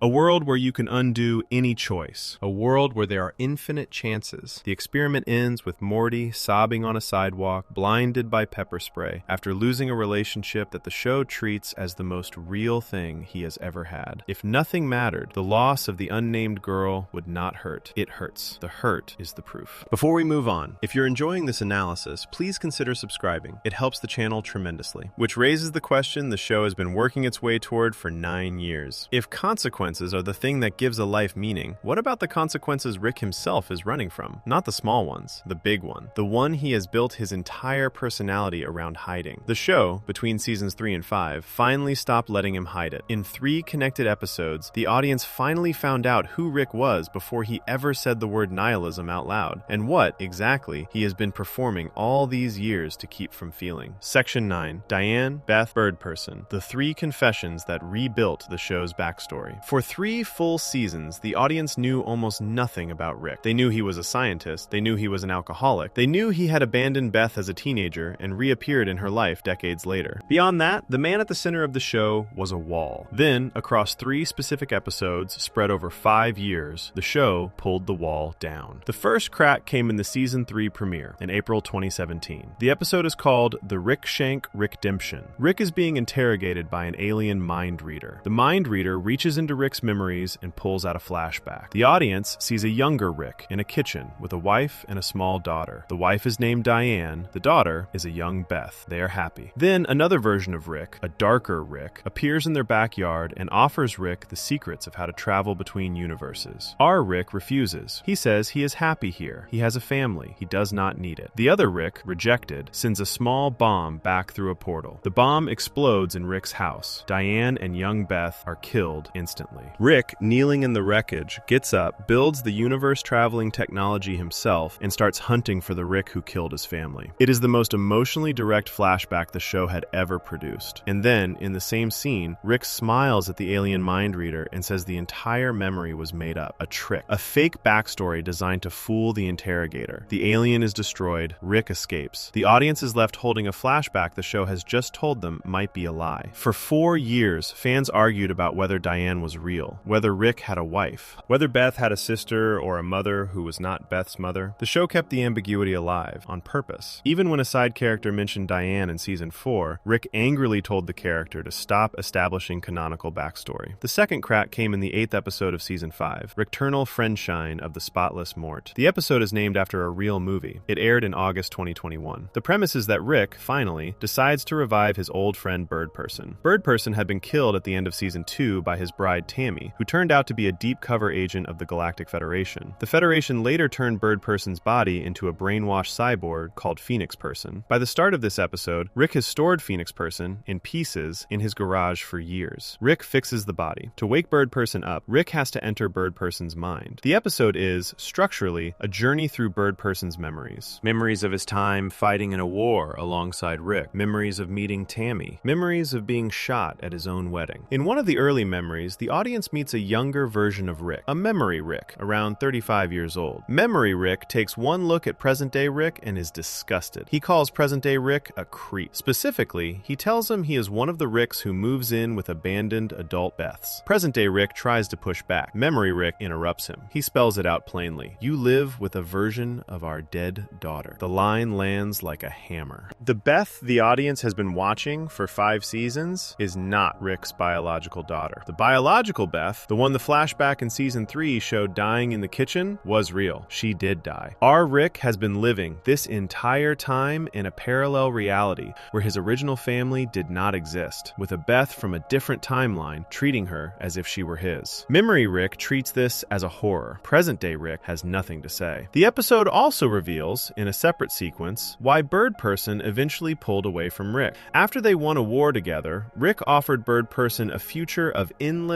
interdimensional adventures. He told Bird Person that life was meaningless because there are infinite realities, and so the two of them could travel through any of them and never have to commit to anything. Bird Person refused. Bird Person valued his integrity. Bird Person considered the relationships he built to be worth more than infinite escape. The two of them went their separate ways. The flashback also strongly implies, through the way the scene is framed, that Rick had romantic feelings for Bird Person and was rejected. The episode ends with Bird Person revived. He tells Rick he has decided to live, but only because Rick informed him, late in the dream, that Bird Person and Tammy had a daughter, who is now imprisoned by the Federation. Bird Person goes to find her. He does not go with Rick. He flies away. The third crack came 1 month later. The Season 5 finale, Rick, Mirai, Jack, aired September 2021. Evil Morty, the long-running villain the show had been building for years, captures Rick. Evil Morty extracts Rick's full backstory directly from his brain and shows it to our Morty. The flashback from Season 3, the one Rick claimed was fake, plays in full. This time, the show confirms it is true. Diane was real. The original Beth was real. They were killed by another Rick. Our Rick spent the years after their deaths systematically hunting Ricks across the multiverse, looking for the one who pulled the trigger. He killed many. He never found the right one. Eventually, he stopped looking and moved in with the abandoned adult Beth from the killer's home reality and built a family with her because he could not let his daughter stay dead. Then Evil Morty reveals something even bigger. He explains that the multiverse our Rick has been showing Morty for 5 seasons is not actually the full multiverse. It is a curated section of it, a walled-off region. Evil Morty calls it the Central Finite Curve. It is a structure built by the Council of Ricks, with our Rick as a central architect that contains only the universes where Rick is the smartest being. Every reality outside the curve, every universe where some other being is smarter, has been sealed away. Our Rick can only travel inside the wall. Evil Morty describes the wall in one of the most devastating images the show has ever produced. He says every version of every Rick and every Morty has spent every version of all of their lives in one infinite crib, built around an infinite baby. The baby is Rick. The crib was built so Rick could always be the smartest person in any room he entered, because Rick could not survive the alternative. Evil Morty breaks the wall. He escapes the curve into the larger multiverse, somewhere our Rick can no longer reach. The season ends with our Rick stranded inside his own structure. The door to the rest of reality slams shut from the outside. The 3 episodes, taken together, do something to the entire show that almost no other piece of long-form television has ever done. They retroactively rewrite what the audience thought they were watching. Every time Rick has said nothing matters, he was a man whose wife and child were murdered in front of him. Every time he has dismissed family, he was a man who could not let his daughter stay dead and went hunting through universes for a replacement. Every time he has performed indifference, he was a man who built a wall around infinity to keep himself safe from any reality where his pain might catch up with him. The Central Finite Curve is not a sci-fi concept. It is a metaphor for grief. A man who has lost everything decides he will never again exist in a world where he is not in control. He builds the world to match. Look back at his wedding speech in Season 2, the episode where his best friend Bird Person married Tammy. Rick stood up at the reception and gave a toast. He said, "Marriage is just a lie people tell themselves because they are afraid to die alone." He said in the same toast that everyone dies alone anyway. At the time, in 2015,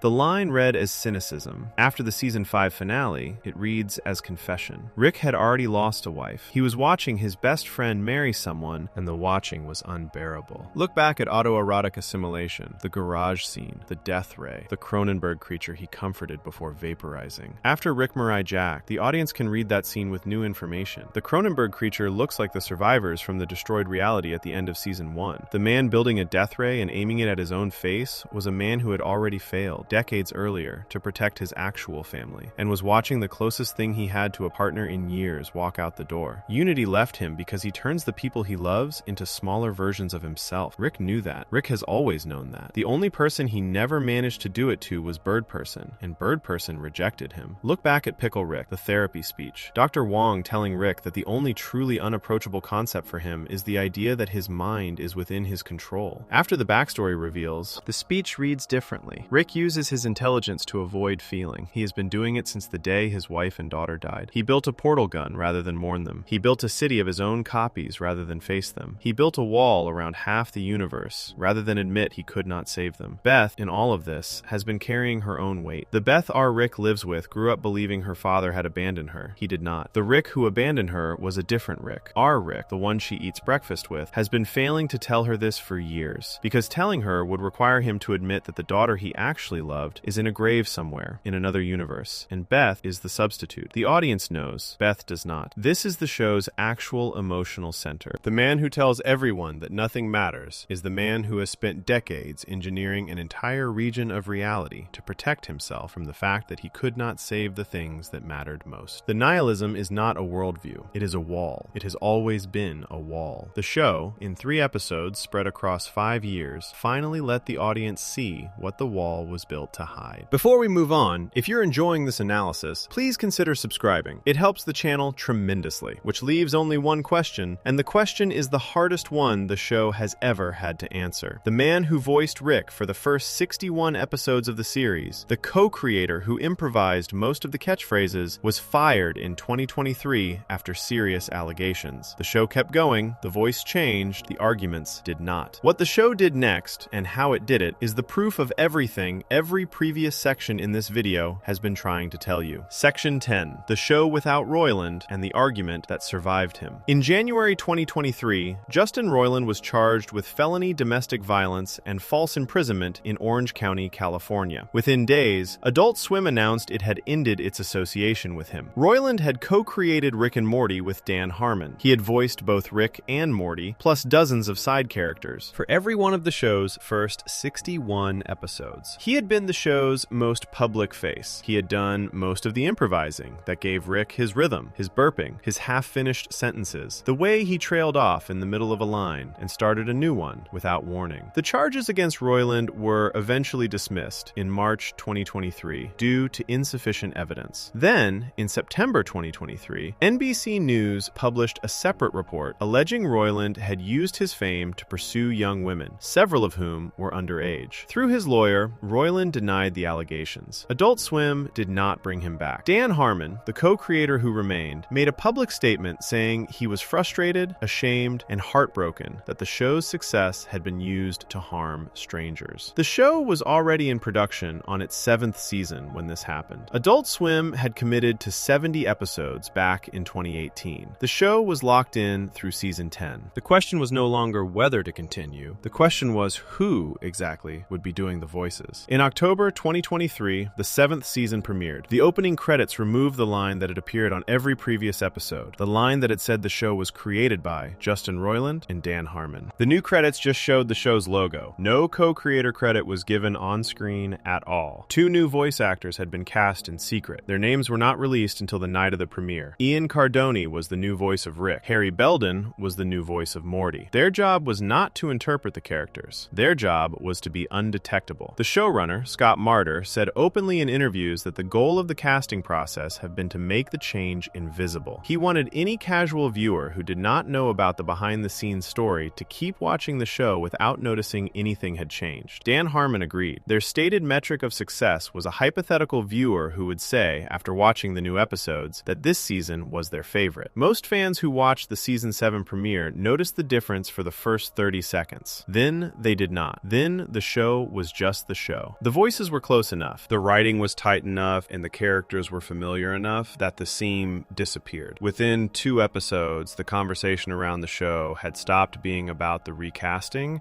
and had gone back to being about the episodes themselves. This is the most important fact in this entire video. Everything every previous section has been arguing for hangs on this fact. The argument has been that Rick and Morty is, beneath the comedy and the burping and the catchphrases, a serious and consistent meditation on the meaning of life. The argument has been that the show's philosophical work is structural, not accidental. The argument has been that the position the show keeps reaching for, across 9 years and 7 seasons and dozens of episodes, is a position about meaning that has been carefully built and tested, episode by episode, by a writer's room that knows exactly what it is doing. If the argument were wrong, the show would have collapsed without Roiland. If the philosophy were a side effect of one performer's improvising, then Removing that performer would have removed the philosophy. The show would have become hollow. The new voices would have read the same lines, and the lines would have meant nothing. Critics would have noticed. Fans would have left. The 7th season would have been a curiosity rather than a continuation. That did not happen. The show kept working. The new seasons explored new corners of the same questions the show had always been asking. Beth's relationship with her father got more complicated. Bird Person and his daughter built a life. Evil Morty stayed gone. His absence felt like a wound the show was deliberately leaving open. The arguments about consequences and meaning and family and grief that the show had been making since season 1 kept getting made, in new episodes with new dialogue, voiced by people who had never been in the room when the show was conceived. The reason this is possible is the same reason every previous section in this video has been claiming. The philosophy was never a function of who was speaking. The philosophy was a function of what the show was about, and what the show is about does not change when the cast changes. Rick is still a man hiding from grief. Morty is still the moral center who keeps refusing to become his grandfather. The central finite curve is still a wall a broken man built around himself. None of those things require a specific voice to exist. They are written into the bones of the show. This is the answer to the question the entire video has been building toward. The meaning of life in Rick and Morty is not a punchline. It is not a slogan. It is not the line on the t-shirt. It is the thing that keeps getting demonstrated in the gaps between the surface jokes. Meaning lives in the second sentence of the speech, not the first. Meaning lives in the choice not to press the save point button. Meaning lives in the 40 seconds in the garage when nobody is watching. Meaning lives in the Rick paying to keep a single fragment of his grandson alive inside a broken arcade machine. Meaning lives in the parts of the show that survive the swap of the man who made them. There is a strange and quiet kind of proof in this. The show, across its entire run, has been arguing that the things that matter are the things that outlast the people who built them. Diane survives in Beth. Bird Person survives in his daughter. Rick's love for his original family survives in the wall he built around half the multiverse to protect himself from feeling it. The point of the show, stated as cleanly as the show ever states it, is that nothing lives forever, but the things that matter outlast their origins. That is the test the show itself just passed. Justin Roiland is gone from the show. The show is still here. The argument the show has been making is still intact. The philosophy did not need him. The characters did not need him. The work survived its origin. This is what makes the show, at the end of all of this, an actual work of philosophy, and not just a sci-fi cartoon with serious moments. A piece of writing whose argument depends entirely on the person who made it is not really an argument. It is a performance. The argument is real only if it can be picked up by other hands and continue to work. Rick and Morty's argument has been picked up by other hands. It is continuing to work. The verdict is in. Look back over the whole shape of what the show has been doing.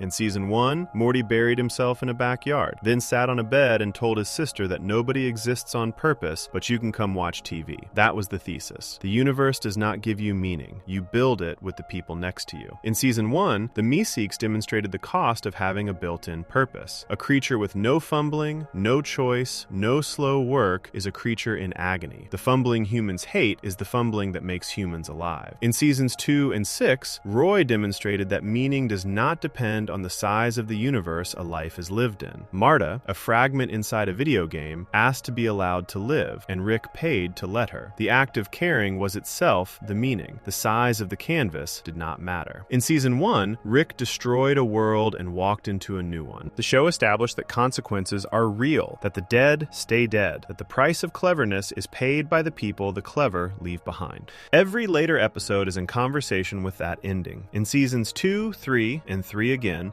the Cromulons, the Microverse, and the Citadel showed 3 different sizes of cosmic horror: indifference from above, exploitation from below, and a society of yourselves where everyone has decided your life can be ignored. The show kept showing that meaning cannot be granted from outside. It can only be made on the level you live on. In season 3, Dr. Wong told Rick to his face that his nihilism was not a worldview, it was an avoidance behavior. His intelligence was a tool he used to avoid healing. Repairing, maintaining, and cleaning was not an adventure, and he could not tolerate anything that was not an adventure. In season 2, in 40 seconds in a garage, the show showed the audience what was underneath the avoidance. A man who tried to kill himself when the only being he had ever connected to walked out on him. A man whose family, in a house 20 feet away, did not know. In season 4, the Vat of Acid episode argued in the cleanest language the show ever used that meaning is made of consequences. A choice that can be be undone is not really a choice. A relationship that can be erased without cost is not really a relationship. Morty's refusal to press the save point button was the moment the relationship became real. The unnamed girl was the most real thing he had ever had. In seasons 3 and 5, 3 connected episodes finally showed what Rick had been hiding the entire time. A wife named Diane, an original Beth, a man who built a wall around half the multiverse rather than face the fact that he could not save them. The nihilism was not a philosophy, it was a wall. The wall was built to keep the grief out. And in 2023, the man who built the show's voice was removed from the show, and the show continued, and the argument the show had been making for 9 years kept being made by other people, which proved, in the most direct way possible, that the argument was always the show, and the show was always the argument, and the meaning of life inside Rick and Morty was never a thing that lived inside any one person who happened to be making it. The meaning survives the maker. That is what the show has been telling us episode by episode since 2013. The proof is the show itself, still on the air, still arguing, still asking in every new episode the only question that has ever mattered to it: whether a person who has been hurt can choose anyway to keep showing up for the people in the room with him. If you enjoyed this video essay, make sure to subscribe. Thanks for watching, and I'll see you in the next one.